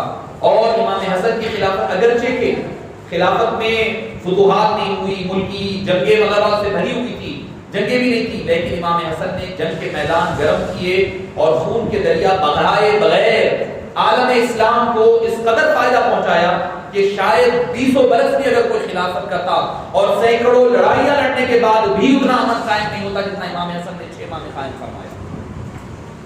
معزز سامعین کرام، انہوں نے 10 سال کی خانہ جنگی کو جس کے دور ہونے کی کوئی توقع نہیں تھی، ایک ہی لمحے میں امام حسن مجتبیٰ نے اس کو دور کر دیا. انہوں نے منافقین اور یہودی جو مسلمان نما تھے ان کی ریشہ دانیوں کو اور شرارتوں کو جو 10 سال سے پنپ رہی تھی، عالم اسلام میں پھیلی ہوئی تھی، اس کو آپ نے اب خلافت کو چھوڑ کر کے حکومت کے تخت کو رد کر کے آپ نے وہ سارے کا سارا ان کے پورے ان کے منصوبوں پر پانی پھیر دیا. اور امام حسن مجتبی رضی اللہ عنہ وارضاہ کیسی خلافت، انہوں نے ہر طرف جو تلواریں آہن انگیز تھی اس کو آپ نے سارے کا سارا روک دیا. لوگ کہتے ہیں کہ خالد بن ولید سب سے بڑے کمانڈر ہے، میں کہتا ہوں کہ سب سے بڑی بہادری حضرت امام حسن مجتبی کی ان سے بڑی بہادری ہے. امام حضرت خالد بن ولید تلوار سے لڑنے والے تھے، آپ تلوار رکھتے ہوئے صلح کرنے والی شخصیت کا نام امام حسن مجتبی ہے. اور جن کے بارے میں حبیب پاک نے فرمایا تھا کہ میرا یہ بیٹا سردار ہوگا. اور دوسری چیز کیسی سرداری اللہ نے عطا فرمائی، امام حسن مجتبی کے پورے بیٹے شہید ہو گئے کربلا میں، حسن مصنع بچے، ان سے اللہ تعالیٰ نے حضرت غوث اعظم کی اولاد کو بھی چلایا. خواجہ اجمیری بھی انہی کی اولاد سے ہے، امام مہدی بھی انہی کی اولاد سے پیدا ہوئے. اور یہ شان اللہ نے کسی کو عطا نہیں فرمایا، کسی کو، چاہے وہ صحابی، چاہے اہل بیت ہو، چاہے کوئی نبی ہی کیوں نہ ہو. کیا شان؟ ان کے ایک بیٹے امام مہدی کے ہاتھ پر سارے لوگ اسلام ڈالیں گے. ساری دنیا میں جتنے لوگ ہوں گے نا، سارے لوگ جس کے ہاتھ پر، ایک ہی شخص کے ہاتھ پر جو ایمان لائیں گے وہ امام مہدی ہوں گے. آپ کوئی نبی کا دور بھی اٹھا لیں، نبی سے بڑھ کر نہیں ہے وہ، مگر جس کو اللہ کو شرف عطا فرمائے وہ اللہ کی مرضی. یہ امام حسن مجتبی کی شان ہے کہ ان کو اولاد کو اللہ نے وہ مقام عطا فرمایا کہ جن کے دستے مبارک پر ساری دنیا ایمان لے آئے گی. حضرت موسیٰ علیہ السلام کا دور لے لیں، کچھ ایمان لائے کچھ نہیں لائے. حضرت ایوب کا لے لیں، آپ خود آپ صلی اللہ علیہ وسلم کا دور مبارک لے لیں، آخر وقت بھی کئی لوگ ایسے تھے جو ایمان نہیں لائے، مگر دنیا بھر کے لوگ جو آپ ایک شخص کے دست پر ہاتھ پر ایمان لائیں گے وہ امام حسن مجتبی کی ذات ہوگی. معزز سامعین کرام، حضرت امام حسن، اے حسن، آپ نے مسلمانوں کے دو ٹکڑوں کو آپس میں ملا کر ایک کر کے وہ عظیم کارنامہ انجام دیا جو دو لفظ شدہ کرۂ زمین کے جوڑنے اور زمین کے ٹوٹی ہوئی زمین کو ملانے سے بھی بڑھ کر تھا. اے حسن، آپ نے اپنی مدت خلافت میں کوئی میدان کارساز گرم نہیں کیا، لیکن آپ نے دنیا کے تمام بہادروں کو، تمام تلواروں کو اپنے میانوں میں جمع فرما دیا. اے فاطمہ کے لاڈلے، اے فاطمہ الزہرا کے بیٹے، اے خاندان ابو طالب کے مہتاب، اے مسلمان امت مسلمہ کے چشم و چراغ، آپ کا کی محبت ہمارے دلوں میں بسی ہوئی ہے اور وہی ہمارے لیے دنیا و آخرت میں کامیابی کا ضامن ہے. اب معزز سامعین کرام، حضرت امیر معاویہ رضی اللہ، اور آپ کو زہر دیا گیا، آپ کو زہر دے کر کے قتل کیا گیا، شہید کیا گیا. حضرت امام حسن مجتبی کے بعد حضرت معاویہ رضی اللہ عنہ 20 سال حکومت کرتے تھے، 661 سے 681 تک، 61 to 81، یعنی 40 سن ہجری سے لے کر 60 سن ہجری تک امن اور امان قائم رہا. لڑائی جھگڑے نہیں، امان اور فتوحات کا سلسلہ پھر سے شروع ہوا، وہ بھی صدقہ ہے امام حسن کا. امام حسن صلح کرے بول کے فتوحات ہوئی. لوگ کہتے ہیں کہ حضرت امیر معاویہ کے دور میں بڑی فتوحات ہوئی، سپرس پورا مکمل آ گیا، قسطنطنیہ آیا، وغیرہ وغیرہ. میں کہتا ہوں وہ بھی صدقہ ہے امام حسن مجتبی کا. اگر امام حسن مجتبی اگر وہاں پر آپ صلح نہ فرماتے تو پھر وہ امن و امان قائم ہی نہیں ہوتا جس کی بنیاد پر فتوحات آگے بڑھتی. حضرت امیر معاویہ رضی اللہ عنہ وارضاہ، آپ نے جو معاہدہ فرمایا تھا کہ اس کے مطابق آپ برابر حضرت امام حسن مجتبی اور امام حسین کو وظیفہ دیا کرتے تھے. اسی دوران بھی حضرت امیر معاویہ کا دور چل رہا ہے، امام حسن مجتبی کی شہادت ہو چکی 51 میں، 50 یا 51 میں. حضرت معاویہ رضی اللہ عنہ 60 میں آپ فوت ہوتے ہیں، آپ کا انتقال اور وصال ہوا. آپ نے جو قسطنطنیہ، سندھ، کابل، ہندوستان، سوڈان، افریقہ، ساؤتھ افریقہ اور قبرستان، بخارا، سمرقند، بلاد عجم، یہ سارے علاقے حضرت امیر معاویہ، سب سے اہم جو قسطنطنیہ کی طرف آپ نے مکمل طور پر جو فتوحات ہوئی حضرت امیر معاویہ، اس کی بنیاد حضرت عمر فاروق نے رکھی تھی. اب وہ تکمیلہ ہوا حضرت معاویہ رضی اللہ عنہ کے دور میں. اب معزز سامعین کرام، اب آتے ہیں ہم اصل جو مسئلہ، یہ تو تھی اب تک کی 60 سالہ تاریخ. 56 سن ہجری کی بات ہے، حضرت امام حسن کی شہادت ہو چکی. ہونے کے بعد حضرت مغیرہ بن ولید، یہ صحابی ہے، جلیل القدر صحابی ہے.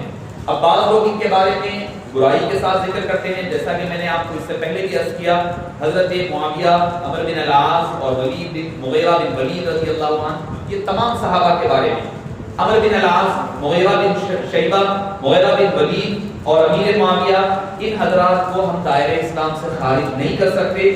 ان کو سب و شتم کرنا، لعن و طعن سے اپنی زبان کو روکیں، اور ان کے بارے میں برائی کے ساتھ کوئی بات کو ذکر کرنا یہ اہل سنت والجماعت کا طریقہ نہیں ہے. البتہ آپ خود فرماتے ہیں کہ جن کا ذکر قرآن کریم میں آیا ہے ان کے بارے میں کوئی کلمہ برائی کا کہنا وہ کفر ہے. جیسے کہ عائشہ رضی اللہ عنہا، ان کی پاک دامنی کا ذکر قرآن کریم میں آیا ہے، ان کی طہارت اور پاک دامنی نص قرآن سے ثابت ہے.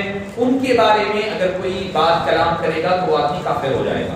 اب رہی بات دوسرے صحابہ، حضرت زید ہے، ان کا نام ذکر نام لے کر کے کہا گیا، ان کے بارے میں کوئی اگر ان کی صحابیت کا انکار کرتا ہے تو وہ آدمی کافر ہو جائے گا. حضرت ابو بکر کی صحابیت کا ذکر اجماع کی بنسبت ان اللہ معنا کے تحت ان کا ذکر قرآن کریم میں قال لصاحبہ کے تحت آیا ہے، ان کی صحابیت کا انکار کرنا بھی کفر ہے. اب رہی بات دوسرے صحابہ کرام کے بارے میں، اگر کوئی برائی سے یاد کرتا ہے تو وہ اہل سنت والجماعت کا شخص نہیں ہوگا، وہ فاسق اور فاجر ہوگا، اہل سنت والجماعت سے خارج ہوگا. حضرت مغیرہ بن ولید نے حضرت معاویہ رضی اللہ عنہ کو 56 سن ہجری میں یہ مشورہ دیا کہ آپ ایک کام کریں کہ اپنے بعد یزید کی بیعت کے لیے لوگوں سے بیعت لے لیں. آپ کے بعد یزید کو آپ کا سکسیسر بنانے کے لیے، آپ کے بعد آپ بادشاہ کہہ لیں، امیر کہہ لیں، حاکم کہہ لیں، بنانے کے لیے آپ اجازت دے دیں. حضرت امیر معاویہ رضی اللہ عنہ بذات خود ان کو اس بات کا خدشہ تھا کہ لوگ نہیں مانیں گے. 56 میں ہو رہا ہے اور آپ نے خود فرمایا کیا کہ لوگ نہیں مانیں گے. انہوں نے کہا کہ کوشش کریں، کام کا آغاز ہم دمشق سے کرتے ہیں. صحابی ہے چونکہ حضرت مغیرہ بن ولید، اس لیے ہم کہہ رہے ہیں کہ ہو سکتا ہے کہ ان کے دل میں اچھائی کا ارادہ ہو.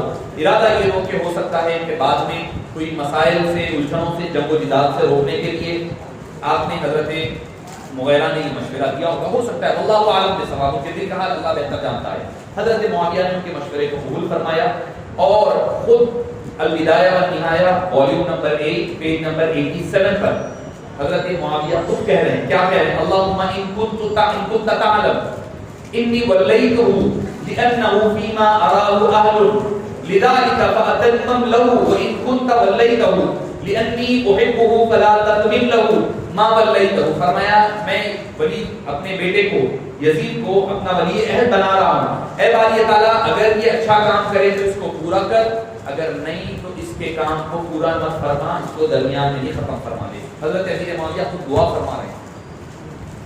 شکوک و شبہات تھے حضرت امیر معاویہ رضی اللہ عنہ کو. حضرت امیر معاویہ رضی اللہ عنہ کے پیش نظر یہی تھا کہ امت کو اتفاق اور اتحاد کے ساتھ رہے. تو انہوں نے کیا کیا کہ پہلے تو دمشق وغیرہ کے لوگ آپ کے بعد یزید کو ولی عہد اور جانشین مقرر کر دیا، کیونکہ یہ اسلامی طریق کے خلاف ہے. کیا کہ اپنے بعد اپنے بیٹے کو جانشین بنانا یا ولی عہد بنانا، یہ اسلامی قوانین کے خلاف ہے. کیوں؟ کس لیے؟ اب آپ دیکھ لیں دنیا بھر میں جہاں پر بادشاہت کا دور چل رہا ہے، بیٹا کیسا بھی ہو باپ کے بعد انہیں بننا ہے.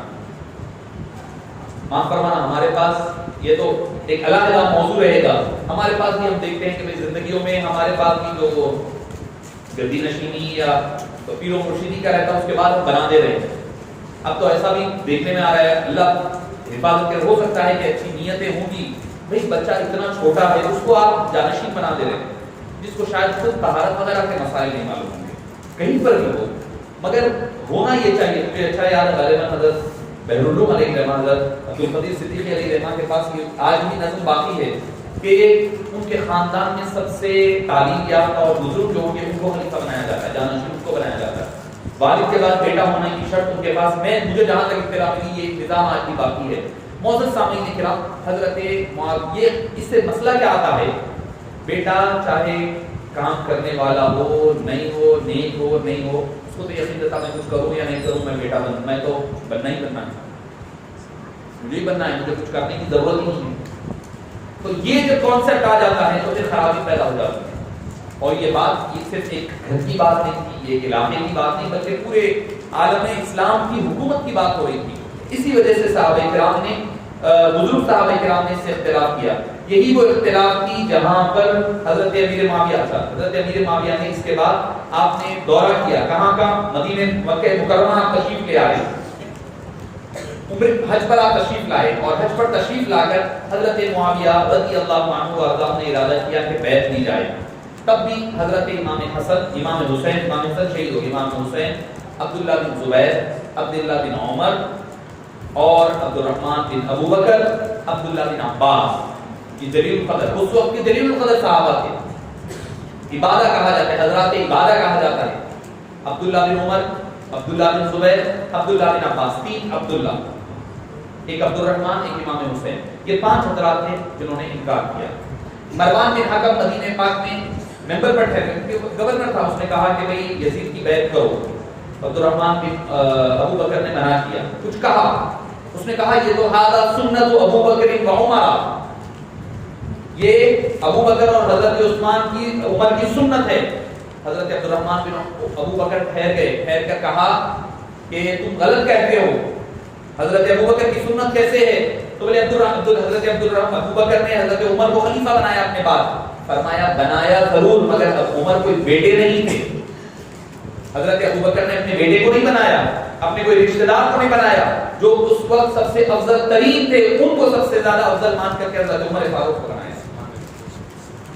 حضرت عمر نے اپنے بیٹے کے بارے میں, کل آپ نے سنا ہے, حضرت عمر نے کہا کہ میرے بیٹے کے, اپنے بیٹے کے بارے میں آیا تو کہا اس کو تو طلاق دینے نہیں آتا, وہ خلافت کیا سنبھالے گا, اس کو نکال دو نام اس کا. اپنے بہن بھائی عشرہ مبشرہ میں سے ہے, حضرت عمر نے اپنے بہن بھائی کا نام نکلوا دیا. خلافت یہ ہوتی ہے. ملوکیت میں یہ ہوتا ہے کہ آدمی کو ہو یا نہ ہو, بادشاہ کے بعد بیٹا بننا ہے, بیٹے کے بعد بیٹا ہے, مانو نہ مانو, نہیں مانے تو گردن ہو جائے گی, مانو تو بس سر جھکا کر رہنا پڑے گا. آپ دیکھ رہے ہیں عرب ممالک اٹھا لے, اس کی مثال ہے آپ کے سامنے. سب کو بائی پاس کیا جا رہا ہے, سب سرقلم ہے, ماننا ہے تو رہنا ہے, نہیں ماننا ہے تو کہیں جانا نہیں ہے, ختم ہی ہو جانا ہے. یہ ہوتی ہے ملوکیت. منارکی ہم جس کو کہتے ہیں, کنگ شپ جو ہوتی ہے, کنگڈم یہی ہوتا ہے. اور ایون جو جمہوریت ہوتی ہے, ڈیموکریسی ہوتی ہے, وہ بھی اسلامی نظام حکومت سے ٹکراتی ہے. میں نے پہلے دن کہا تھا یہ بات کہ جمہوریت میں ہوتا یہ ہے کہ علامہ اقبال کے بقول سر کو گنا تو جاتا ہے, تولا نہیں جاتا. سب ایک ہے, بھیڑ پگڑی گھڑا گھوڑا سب ایک ہوتے ہیں, اس میں سب کا ووٹ ایک ہے, کسی کے ووٹ کی اہمیت کم یا زیادہ نہیں ہے. خلافت میں ویسا نہیں ہوتا. بدری صحابہ ہے, ان کے خلافت کا ویٹ الگ ہے, ان کے ورژن الگ ہے. جب مال غنیمت بھی آتا تو ان کو تقسیم سب سے زیادہ ہوا کرتی. عہد والوں کو الگ ہوتا, بیت رضوان والوں کو الگ, ہر ایک کے ساتھ الگ الگ معاملات ہوتے. تو آدمی کو دیکھ کر کے کرنا, اس کو عدل کہا جاتا ہے. انصاف بھی حالانکہ اردو عربی لفظ ہے, انصاف نصف سے بنا ہے, نصف آدھا آدھا. انصاف کس کو کہتے ہیں؟ ایک سیب ہے, آدھا آدھا کاٹ کے دے دینا, یہ انصاف ہے. آدھا ان کو دیا, آدھا ان کو دیا. ہو سکتا ہے ان کو ضرورت نہیں ہے تو بھی آدھا جا رہا ان کو, اس نے پورے کی ضرورت ہے تو بھی اس کو آدھا جا رہا. یہ انصاف ہے. قرآن میں کہیں پر بھی انصاف کا لفظ نہیں آیا. قرآن انصاف کا قائل نہیں ہے, عدل کا قائم ہے. عدل کس کو کہتے ہیں؟ آدمی کی ضرورت کو دیکھ کر کے دیا جانا, اس کو عدل کہا جاتا ہے. آدھا آدھا کر کر دے دینا یہ انصاف ہے, ضرورت کے مطابق دینا یہ عدل ہے. انصاف اسلام کا نظام عدل ہے, نہ کہ انصاف ہے. فَعْدِلُوا ہر وقت آئے گا عدل, عدل کا لفظ آئے گا قرآن میں, انصاف کا لفظ نہیں ہے قرآن میں. نصف کا لفظ ہے, وہ بھی آدھا جو ہے لڑکی کو جو دیا جاتا ہے اس سے دوہرا مرد حضرات کو دیا جائے گا. پھر قرآن کریم میں وہ ایک جگہ پر نصف کا لفظ آپ کو ملے گا, مگر وہ انصاف کے معاملے میں نہیں ہے, آدھا دینے کے معاملے میں ہے. انصاف کا لفظ قرآن میں نہیں آیا, حالانکہ عربی لفظ زبان کا لفظ ہے وہ انصاف بھی, مگر عدل کا لفظ اللہ تعالیٰ نے ہر جگہ قرآن کریم میں استعمال فرمایا.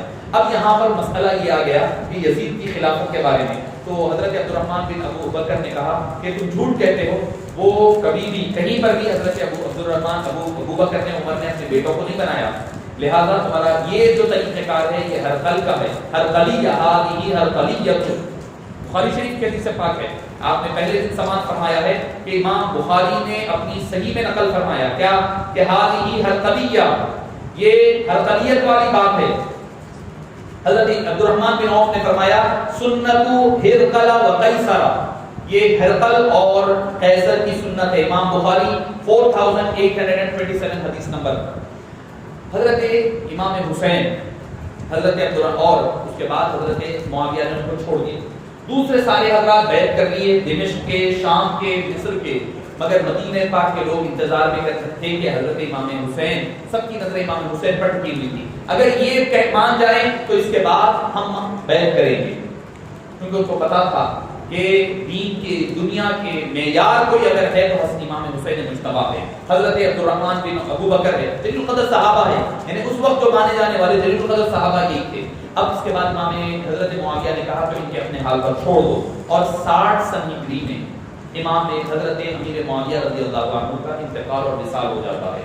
اب یہاں پر سے مسئلہ شروع ہوتا ہے، یزید نے جیسے ہی پتہ چلا تو یزید نے فوری طور پر لیٹر لکھا، ولید بن عقبہ جو تھا، عقبہ جو تھے اس وقت ولید بن عقبہ گورنر مدینہ ہو گئے تھے، مروان کو ہٹا کر کے ولید کو بنا دیا گیا تھا، تو لیٹر لکھا کہ بھئی ان حضرات سے بیعت لے کر کے میرے پاس بھیجیں، یعنی غالباً میں سمجھتا ہوں کہ ہمارے حافظ بشارت صاحب پوچھے یا کوئی تفضل صاحب پوچھے مجھ سے کہ بھئی مدینے میں جب تک تھی خلافت تو مدینے میں بیعت ہوتی، مدینے میں آتے بیعت کر لیتے سارے لوگ، مگر جب اتنا واسٹ پھیل گیا تھا، خلافت پھیل گئی، اب بھئی مصر میں ہے، شام میں ہے، دمشق میں، اب ان کا ووٹ کیسے لیا جاتا، وہ ان کے انڈر میں ہے، کیسا مانا جاتا؟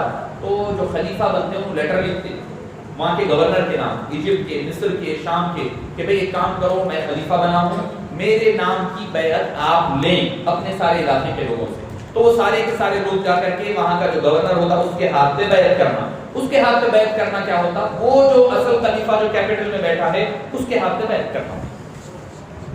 اس کی مثال آپ سمجھ لیں، آپ مودی صاحب کو آپ ووٹ ڈالے، نہیں ڈالے، مودی صاحب کو آپ ووٹ ڈالے کیا؟ نہیں ڈالے، جہاں سے بھی، چلو یہاں سے تو بی جے پی نہیں جیتی ہوگی، جہاں سے بھی جیتی ہے ڈائریکٹ تو کوئی مودی صاحب کو نہیں ڈالے، ایم پیز کو جتاتے ہیں، ایم پیز کی بنیاد پر پھر پرائم منسٹر بنتا ہے، تو آپ کا ووٹ ڈائریکٹلی یا انڈائریکٹلی وہ ڈائریکٹ وزیر اعظم کو پہنچتا ہے۔ تو بلا تشبیہ کہہ رہا ہوں، یعنی آپ سے ایک ایگریمنٹ معاہدہ ہو رہا ہے ایم پیز کا، ان کا اپنی پارٹی وغیرہ جو بھی الائنس وغیرہ ہے ان سے ہوتے ہوتے وہ ڈائریکٹلی یا انڈائریکٹلی وہاں تک تعلق پہنچتا ہے۔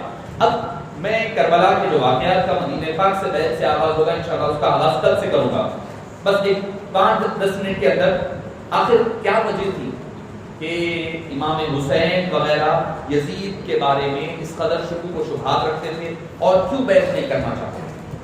بھئی یہ بھی تو پتا چلے نا، آج کل تو بڑا زور چل رہا ہے کہ یزید کو برا مت کہو، رضی اللہ عنہ، میں نے کل کہا بات تو اس کو صحابہ بنا دی، میں نے کہا ہو سکتا ان کے پاس کوئی اور کرائٹیریا ہوگا، یعنی آپ صلی اللہ علیہ وسلم کے دنیا سے پردہ فرمانے کے کم و بیش 20 سال کے بعد یزید پیدا ہوتا ہے اور صحابی بن جا رہا ہے، تو میں سمجھا شاید اور کوئی کرائٹیریا بنائے ہوں گے ان کے پاس صحابیت کا، ورنہ تو ہم تو یہی پڑھے جو سرکار دو عالم صلی اللہ علیہ وسلم سے حالت زندگی میں ملے، خواب میں بھی نہیں۔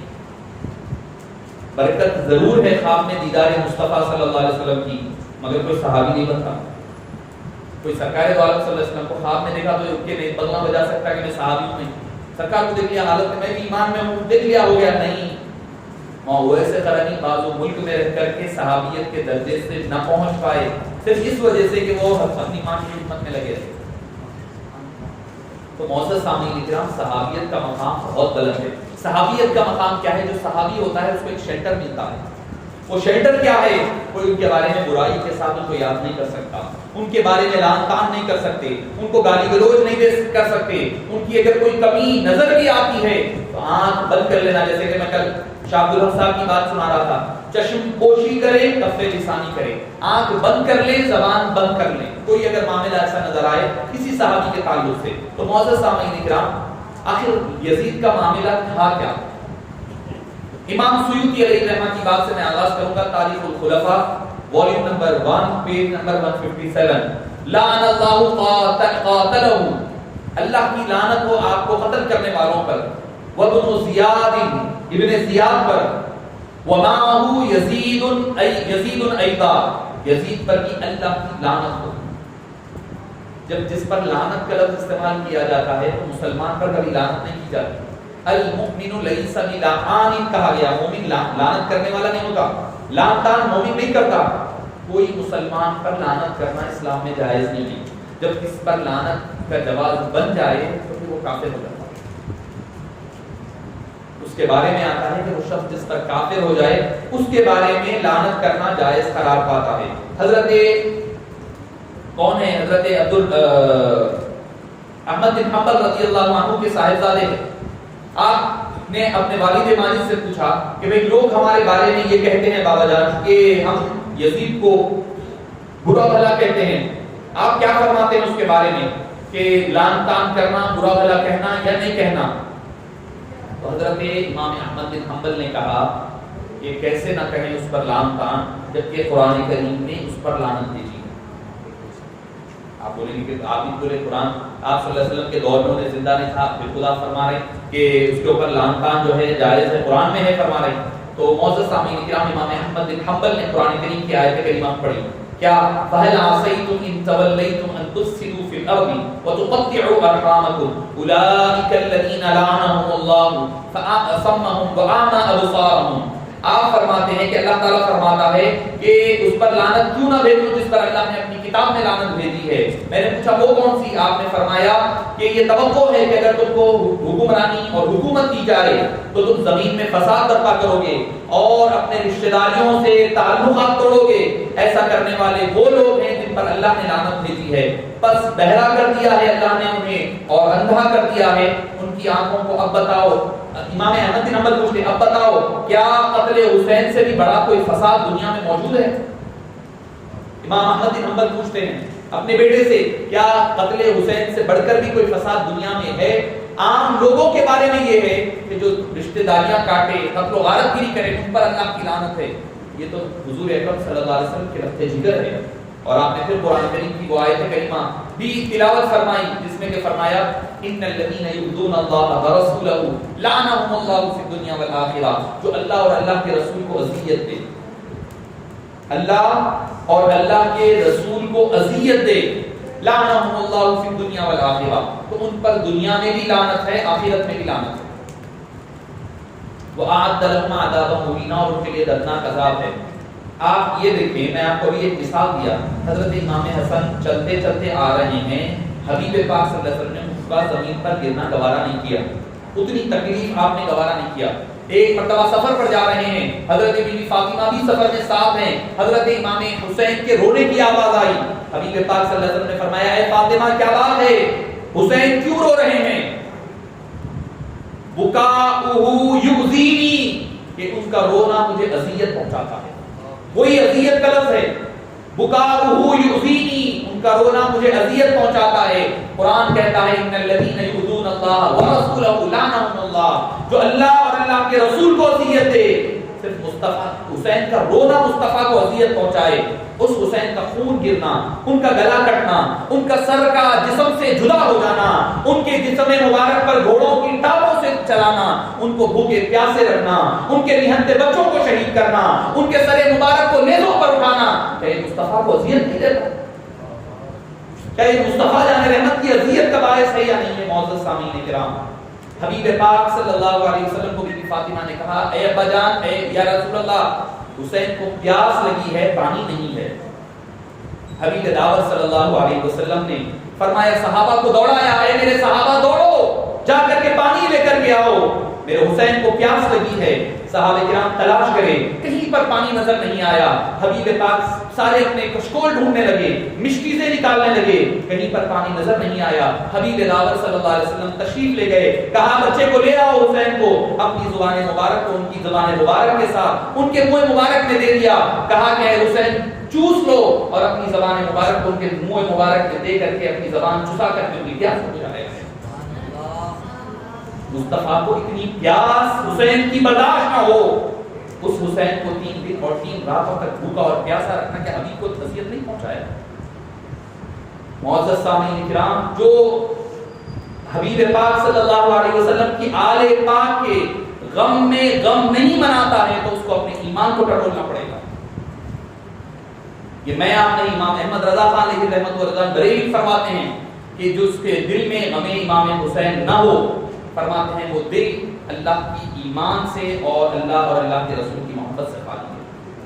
تو معزز سامعین کرام، امام سیوطی علیہ الرحمہ، امام علی حجویری علیہ الرحمہ، داتا گنج بخش علی حجویری فرماتے ہیں جب یزید کے سامنے امام حسین کا سر مبارک لایا گیا، شاید یہ آپ روایت نہ سنے ہوں گے، یہ آپ روایت نہ سنے ہوں گے، کشف المحجوب کی روایت داتا علی حجویری علیہ الرحمہ فرماتے ہیں کہ جب امام حسین کا سر مبارک لایا گیا تو ایک شخص نے امام زین العابدین سے پوچھا کہ اے امام پاک، آپ لوگ کا کیا حال ہے؟ تو آپ نے فرمایا ہمارا حال بنو اسرائیل کی طرح ہے، ہم قوم موسیٰ ہے اور یہ قوم فرعون ہے۔ ہم قوم موسیٰ ہے اور یہ قوم فرعون ہے۔ جس طرح فرعون نے کیا کیا تھا، یذبحون ابناءهم ویستحیون نساءهم، کہ ان کے بیٹوں کو فرعون قتل کرتا بنو اسرائیل کے، اور لڑکیوں کو، عورتوں کو چھوڑ دیا کرتا۔ آج یزید نے بھی ہمارے ساتھ وہی معاملہ کیا، ہمارے گھر کے سارے مردوں کو قتل کر دیا، شہید کر دیا، ہمارے گھر کی خواتین کو چھوڑ دیا۔ داتا علی حجویری علیہ الرحمہ کشف المحجوب میں نقل فرماتے ہیں، امام مجدد الفسانی مکتوبات مجددیہ دفتر اول میں فرماتے ہیں کہ یزید بدبخت ہے، فاسق ہے، اس پر لعنت کے بارے میں اہل سنت میں بحث ہے، اس پر لعنت بھیجنا ہے یا نہ بھیجنا ہے، مگر آپ فرماتے ہیں کہ میرا موقف یہ ہے کہ ہم اس پر لعنت کے قائل ہیں اور لعنت کرتے ہیں، کیونکہ اللہ نے فرمایا یؤذون اللہ ورسولہ، جو اللہ اور اللہ کے رسول کو اذیت دیتا ہے اس پر اللہ کی لعنت ہے۔ لعنہم اللہ فی الدنیا والآخرہ، دنیا میں بھی لعنت ہے، آخرت میں بھی لعنت ہے۔ امام احمد رضا علیہ الرحمہ فرماتے ہیں کہ اس کے بارے میں 3 قول ہے، ایک نے اس کو کافر کہا، ایک جماعت نے، دوسرے نے فاسق و فاجر کہا، تیسرے نے کہا کہ خاموش اختیار کریں گے، نہ اس کو ہم کافر کہیں گے نہ مسلمان کہیں گے۔ حضرت عمر بن عبدالعزیز جو بنو امیہ کے ہی ہے، ان کے سامنے کسی نے یزید کو امیر المومنین کہا تو آپ نے اس کو لٹا کر کے اس کو 20 کوڑے لگائے، 20 کوڑے لگائے، جس نے امام حسین کے قاتل یزید کو، اب جو لوگ یزید کے بارے میں اچھا کہہ رہے تھے اور امام حضرت عمر بن عبدالعزیز سے بہتر ہو گئے۔ حضرت عمر بن عبدالعزیز کو نہیں پتا تھا کیا صحیح ہے کیا، حالانکہ ان کے اپنے خاندان کا ہے، وہ بنو امیہ کا ہے وہ شخص بھی۔ پھر اس کے بعد معزز سامعین اکرام، ایک حدیث پاک امام احمد نے نقل کیا، تعوذوا باللہ من رأس السبعین، 60 سن ہجری کے آغاز، 70 کے آغاز کے سے میں اللہ کی پناہ مانگتا ہوں، وہ امارت الصبیان، اور لونڈوں کی حکومت سے، بچوں کی لونڈوں کی حکومت سے، چھوکرے جس کو ہم کہتے ہیں اردو میں، لونڈے جس کو کہا جاتا ہے، یعنی کم عمر ایسے جو، اور حبیب پاک نے یہ بھی فرمایا میں اپنے منبر پر بنو امیہ کے چھوکروں کو ناچتے ہوئے دیکھ رہا ہوں، جو سب سے پہلا شخص ہوگا جو میری سنت کو پامال کرے گا یقال له یزید، تو اس کا نام یزید ہوگا۔ امام احمد بن حنبل نے 3100 حدیث پاک میں نقل فرمایا، اور ابن زیاد، اب اس کو تاریخ الکامل نے نقل کیا، ابن زیاد خود کہہ رہا ہے، ابن زیاد کہتے ہیں نہیں، ابن زیاد ذمہ دار تھا، یزید نہیں تھا، یزید کو برا مت کہو، یزید میدان جنگ میں تو تھا نہیں، وہاں پر کربلا میں نہیں تھا، زیاد کو آپ جو بولتے بولو ابن زیاد۔ ابن زیاد کیا کہتا ہے، ما قتل الحسین، اب رہی بات امام حسین کے قتل کی، فإنه اشار على یزید، یزید نے مجھے اس کا حکم دیا تھا، بقتلی، کہ میں آپ کا قتل کروں، او قتلی، یا پھر اس نے کہا اگر قتل ان کا نہیں کرو گے تو تمہیں قتل کر دیا جائے گا، فاخترت قتلہ، تو میں نے حضرت امام حسین کے قتل کو اختیار کیا۔ الکامل جلد نمبر 3 صفحہ نمبر 474۔ معزز سامعین کرام، حضرت عبداللہ بن حنظلہ غسیل ملائکہ تھے، وہ کہتے ہیں کہ قالوا قدمنا من عند رجل ليس له دین، ہم یزید ایک ایسے شخص کے پاس گئے جس کے پاس دین نام کی کوئی چیز نہیں تھی، یشرب الخمر، شراب پیتا تھا، ويضرب بالتنابير ويعزف عنده القيان ويلعب بالألقاب ويسمره عند الحرام فهم اللصوص وانا اشهدكم انا قد خلقناكم، کہ میں اس بات کی گواہی دینے تیار ہوں، وہ کتوں سے کھیلا کرتا تھا، کتوں کو پالا کرتا تھا، ناچ گانے کی محفلیں اپنی محفل میں سجایا کرتا تھا۔ تاریخ الکامل کامل طبری جلد 7 صفحہ نمبر 4، تاریخ کامل جلد نمبر 7 صفحہ نمبر 13، یقال له یزید، اور اس شخص کا نام یزید ہے۔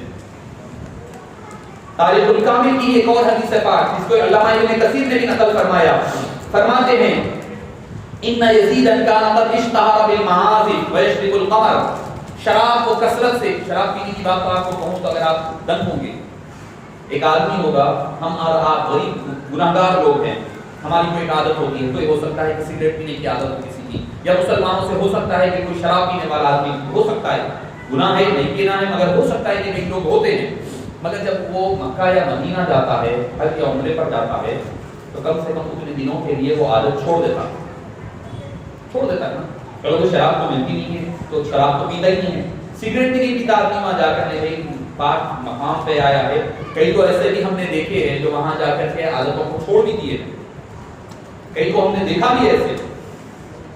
صحابہ کرام کو جب پتا چلا کہ امیر معاویہ کے بعد یزید خلیفہ بننے والا ہے، انہوں نے کہا چلو چکر ملتے ہیں کہ کون شخص ہے، کچھ صحابہ گئے، جا کر واپس آ گئے، آنے کے بعد انہوں نے کہا کہ کیسا شخص ہے یہ جو چاندی کے برتن کھانے پینے کے لیے استعمال کروا ہے، آپ صلی اللہ علیہ وسلم نے منع فرمایا سونے اور چاندی کے برتن استعمال کرنے سے، کھانے پینے سے، سونے چاندی کے برتنوں میں کھانے پینے سے منع فرمایا ہے، تو بولے ایک ایسا شخص ہے جو خلاف سنت کام کر رہا ہے، پیالے جو اس کے پاس ہے رکھے ہوئے وہ پیالے چاندی کے ہے، چاندی کے استعمال کر رہا ہے، سنت کے خلاف کر رہا ہے، یہ ہم آپ ہے کیا کرنا ہے، سنتی ہے نا چھوڑ دو، ہم لوگ ہیں یہ، تو صحابہ نہیں، وہ مستحب نہیں چھوڑنے والے، مباح کو نہ چھوڑنے والے، وہ کہاں سے سنت اور فرائض و واجبات کو چھوڑنے والے لوگ تھے، تو کہنے والے نے کہا آپ خالی پیالے کی بات کر رہے ہیں، آپ کو پتا نہیں کہ پیالے کے اندر کیا تھا، بولے نہیں، یہ بات مدینہ منورہ شہر مدینہ کی ہو رہی ہے،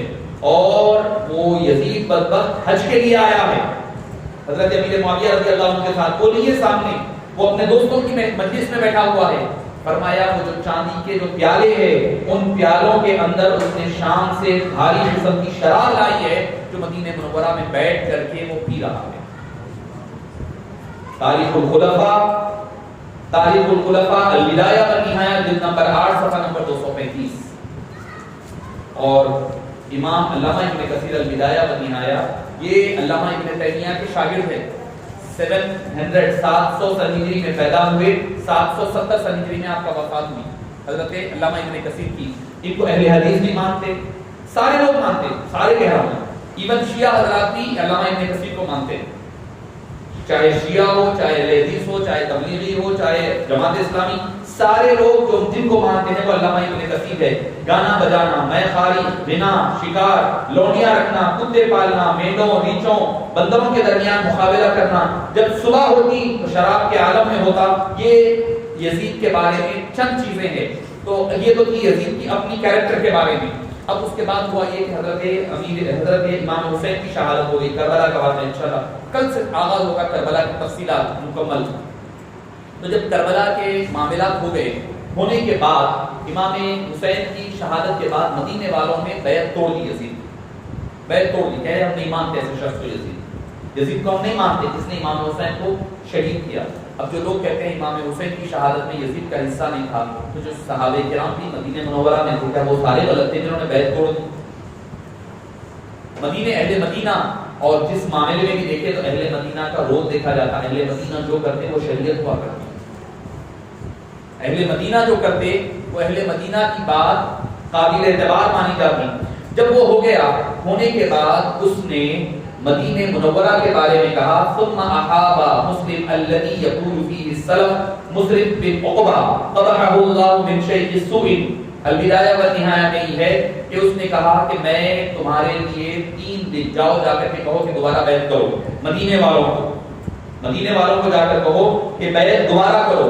کہا کہ بھئی اگر وہ مان لیتے ہیں 3 دن کا وقت دو، 3 ایام ان کو وقت دو، نہیں مانے اباح لکم کہ تمہارے لیے اجازت ہوگی، مباح ہوگا، 3 ایام کما امرہ یزید لا اجزہ اللہ خیرا، کہ میں تمہارے سے کوئی مواخذہ نہیں کروں گا، جو چاہے کر لو۔ کس کو؟ مسلم بن عقبہ کو کہا۔ اور اس کے بارے میں امام ابن کثیر خود فرماتے ہیں، مدینہ شہر ہے، سرکار دو عالم صلی اللہ علیہ وسلم کا شہر مدینہ ہے، اس میں کیا ہوا؟ وَوَقَعُوا عَلَى النِّسَاءِ حَتَّى قَتَلَ أَنَّهُ حَبَلَتْ 1000 مرة فِي تِلْكَ الْأَيَّامِ مِنْ غَيْرِ زِوَاجٍ وَاللَّهُ أَعْلَمُ۔ البدایہ والنہایہ جلد والیوم نمبر 1 صفحہ نمبر 221 فرماتے ہیں کہ 1000 عورتیں یعنی اس قدر بربریت کا مظاہرہ ہوا مدینہ شہر میں. کئی تابعین کی اہلیہ ہے, کئی بیٹیاں ہیں, کوئی صحابہ کی بیٹیاں ہیں, ان کے ساتھ یہ معاملہ ہوا کہ 1000 خواتین بغیر نکاح کے حاملہ ہو گئی. یہ جو 3 دن کا واقعہ ہوا ہے علامہ ابن کثیر فرما رہے ہیں, اور اس کی اجازت یزید نے خود دی تھی کہ مسرف بن عقبہ کو جاؤ, تمہارے لیے 3 دن مدینہ منورہ مباح ہوگا, جو چاہے کرو. ہزاروں صحابہ کرام کو قتل کیا گیا, مسجد نبوی کو بند کر دیا گیا, نمازیں بند ہو گئی, مسجد نبوی میں 3 دن تک نمازیں نہیں ہوتی رہی. حضرت سعید بن مسیب رضی اللہ عنہ جو تابعی ہے, صحابی تابعی ہے, وہ فرماتے ہیں کہ میں مسجد نبوی میں لوگ مجھے پاگل سمجھ کر چھوڑ دیے, میں 3 دن 3 راتیں مسجد نبوی میں چھپ کر رہا, اور 3 راتوں کے درمیان کوئی اذان دینے والا نہ تھا, کوئی نماز پڑھانے والا, کوئی آنے کی تیار نہیں تھا.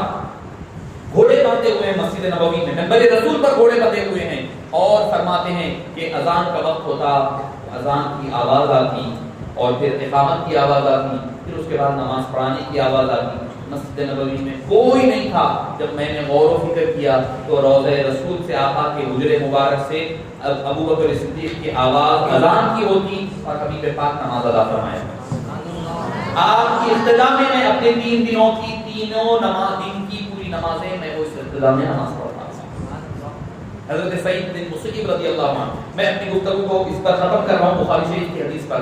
آپ صلی اللہ علیہ وسلم نے کیا فرمایا مدینہ پاک کے بارے میں کہ لا یکید اہل المدینہ احد الا اما کما یجمع الملک فی الماء. فرمایا جو کوئی مدینے والوں کے بارے میں دل میں برائی کا ارادہ کرے, ان کے ساتھ برا کرنے کا ارادہ کرے مدینے والوں کے ساتھ, فرماتے ہیں حبیب پاک نے فرمایا اس کا ایمان ایسے غالب ہو جاتا ہے جیسے نمک کو پانی میں ڈالنے پر نمک گھل جایا کرتا ہے, ویسا ایمان غالب ہو جاتا ہے. امام بخاری نے اس کو نقل فرمایا. من اخاف, حبیب پاک نے دوسری حدیث میں فرمایا من اخاف اہل المدینہ ظلما اخافہ اللہ وعلیہ لعنت اللہ والملائکۃ والناس اجمعین لا يقبل اللہ منہ یوم القیامۃ صرفا ولا عدلا. کہ جو کوئی اہل مدینہ کو ظلم و ستم کے ذریعے سے ڈرائے گا, جو اہل مدینہ کو ڈرائے گا, حبیب پاک فرما رہے ہیں اخافہ اللہ, اللہ اس کو ڈرائے گا, وعلیہ لعنت اللہ, اس پر اللہ کی لعنت ہو, والملائکۃ, تمام ملائکہ کی لعنت ہو اس پر, والناس اجمعین, اور سارے لوگوں کی لعنت ہو. لا يقبل اللہ منہ یوم القیامۃ صرفا ولا عدلا, اللہ تعالیٰ کل قیامت کے دن اس کے اوپر نظر کرم بھی نہیں فرمائے گا, کوئی چیز اللہ تعالیٰ اس کو قبول نہیں فرمائے گا. اب آپ ہی اس بات کا اندازہ لگائیے جس کے بارے میں حبیب دعوت صلی اللہ علیہ وسلم اس قسم کی وعید فرمائے مدینہ پاک کے حوالے سے, جو مدینہ پاک کے بارے میں برائی کا ارادہ کرے اس کے ساتھ یہ معاملہ ہو رہا ہے. تو آپ اندازہ لگائیے کہ آج یزید پرست کہتے ہیں کہ یزید کو برا نہ کہو, تو کیا پھر نعوذ باللہ امام حسین کو برا کہا جائے؟ آج کل زمانے اس قدر بڑھ بھی گئی ہے, وہ بھی امام حسین پر بھی آ گئی ہے, اور یہی وہ لوگ ہیں جو شیطان کر کے یہی کہیں گے کہ شیطان کو بھی برا مت کہو, انہیں کیا کرا, خالی ایک سجدہ نہیں کرا تھا. کہنے والے یہی کہیں گے کہ وہ بھی تو ایک سجدہ نہیں کرا تھا. اور اکثر جو کہتے ہیں کہ یزید کو جو ہے قسطنطنیہ کی جنگ میں لا کر کے, میں کل بھی کہا ہوں, لا کر کے اس کو پیش کیا جاتا ہے, جبکہ وہ بات بالکل نہیں ہے. کہ پہلا جو جنگی بیڑا جو گیا ہے قسطنطنیہ کی طرف 29 میں, پھر دوسرا گیا ہے 32 میں, جبکہ یزید 4 سال کا ہے. 32 میں بھی یزید 4 سال کا ہے. 4 سال کا بچہ کوئی جنگ میں جا سکتا ہے کیا, آپ ہی بولیے. تیسرا بیڑا گیا ہے 42 میں, ٹھیک ہے, پھر اس کے بعد 43 میں چوتھا گیا, پھر اس کے بعد پھر گیا ہے 49 میں اب عبد الرحمن بن خالد بن ولید کی نگرانی میں, 46 میں گیا ہے مالک بن عبداللہ کی نگرانی میں, 47 میں گیا ہے مالک بن جبرہ رضی اللہ عنہ کی نگرانی میں, 49 میں گیا ہے یزید بن شجرہ رضی اللہ عنہ کی نگرانی میں. پھر 50 سن ہجری میں ایک اور بیڑا گیا, وہ حضرت امام امیر معاویہ نے روم کی طرف بھیجا, اور اس نے یزید کو زبردستی بھیجا گیا. اصل میں ہوا کیا تھا کہ اس کو اس پر ختم کر رہا ہوں کہ یزید نے جب یہ لوگ گئے 50 سن ہجری میں, کتنے 7 بیڑے جا چکے تھے, اور حبیب پاک نے کیا فرمایا تھا, اول جیش من امتی یغزون مدینہ خیسرہ مغفور لهم. پہلا بیڑا جو 28 میں اور 29 کے درمیان میں پہلا بیڑا گیا تھا, اس کی بات ہو رہی ہے. یہ جن کو کہا گیا وہ مغفور لهم ہے, بات کی بات نہیں ہو رہی ہے. اچھا حبیب پاک صلی اللہ وہ ہوا کیا تھا کہ جو 50 میں گیا تھا سن ہجری میں، اس بیڑے کے بارے میں آتا ہے کہ اس بیڑے کے لوگ جو ہے پریشان ہو گئے، وہاں جا کر مصیبت اور پریشانی اٹھانے لگے، تو یزید جو ہے مذاق اڑانے لگا یہ کہہ کر کے کہ میں تو یہاں پر نرم خالینوں پر ہوں، اپنی بیوی کے ساتھ مزے میں ہوں یہاں پر، اور وہ لوگ دھوپ میں بارش میں بھیگتے ہوئے دھوپ افلاس پھیلی ہوئی ہے، میں تو یہاں مزے سے ہوں۔ جب یہ بات حضرت امیر معاویہ کو پتہ چلی تو آپ نے اس کو زبردستی بھیجا سزا کے طور پر۔ اب جنت کس کو ملے گی؟ زبردستی کرنے والے کو ملے گی یا دلی رغبت کے ساتھ کرنے والی کو ملے گی؟ اور جب بھی یہ احادیث میں ایسے الفاظ آتے ہیں کہ وہ بخشش والا ہے، اس کو بخشش کر دی گئی، تو گناہ پچھلے معاف ہوتے ہیں، اگلے نہیں ہوتے، یہ بھی یاد رکھیں آپ۔ جیسے کہ حدیث پاک میں آیا کہ جو کوئی عرفات من قام ایمانا واحتسابا فی عرفۃ، عرفہ کے میدان میں جو ایمان کے ساتھ ٹھہر گیا، فسق اور فجور کرے بغیر اس کے سارے گناہ معاف ہو گئے، تو کیا اس کو لائسنس مل گیا بعد میں کچھ بھی کرنے کا؟ نہیں۔ تو جو پہلے اچھائی کی وجہ سے اس کو جنت کا مژدہ ملا، اس کو آگے مینٹین کرنا پڑتا ہے، تبھی جا کر کے جنت ملا کرتی ہے۔ کوئی بھی حدیث پاک میں ایسے الفاظ جو ملتے ہیں پچھلے نیکیوں کی طرف ملتے ہیں، بعد والی نیکیوں پر نہیں ملا کرتے۔ آج کے گفتگو کو یہاں پر اختتام ہوتا ہے، کل سے واقعات کربلا کا اور فضائل اہل بیت اطہار کا آغاز ہوگا۔ اللہ پاک سے دعا ہے کہ باری تعالیٰ جو کچھ کہا اور سنا گیا اس کو قبول فرما، کہنے اور سننے والوں کو عمل کی توفیق نصیب فرما۔ اے باری تعالیٰ جتنے حاضرین جمع ہیں تمام کے جائز ذریعے مقاصد کو پورا فرما دے۔ اے باری تعالیٰ ہمیں اہل بیت اطہار سے سچی اور پکی محبت نصیب فرما، آپ کی محبت میں جینے مرنے کی توفیق نصیب فرما۔ اے باری تعالیٰ اسی محبت کے صدقے ہمارے گناہوں کو معاف فرما، ہمارے خطاؤں کو درگزر فرما، ہمارے مشکلات اور مسائل کو دور فرما دے، جو بیمار ہے انہیں شفا کلی عطا فرما، جو پریشان ہے ان کی پریشانیوں کو دور فرما دے۔ اے باری تعالیٰ رحیم ہے، رحم فرما دے، کریم ہے، کرم فرما، ہمارے گناہوں کو ہمارے خطاؤں کو درگزر فرما دے۔ آمین بجاہ آبا یاسین برحمتک یا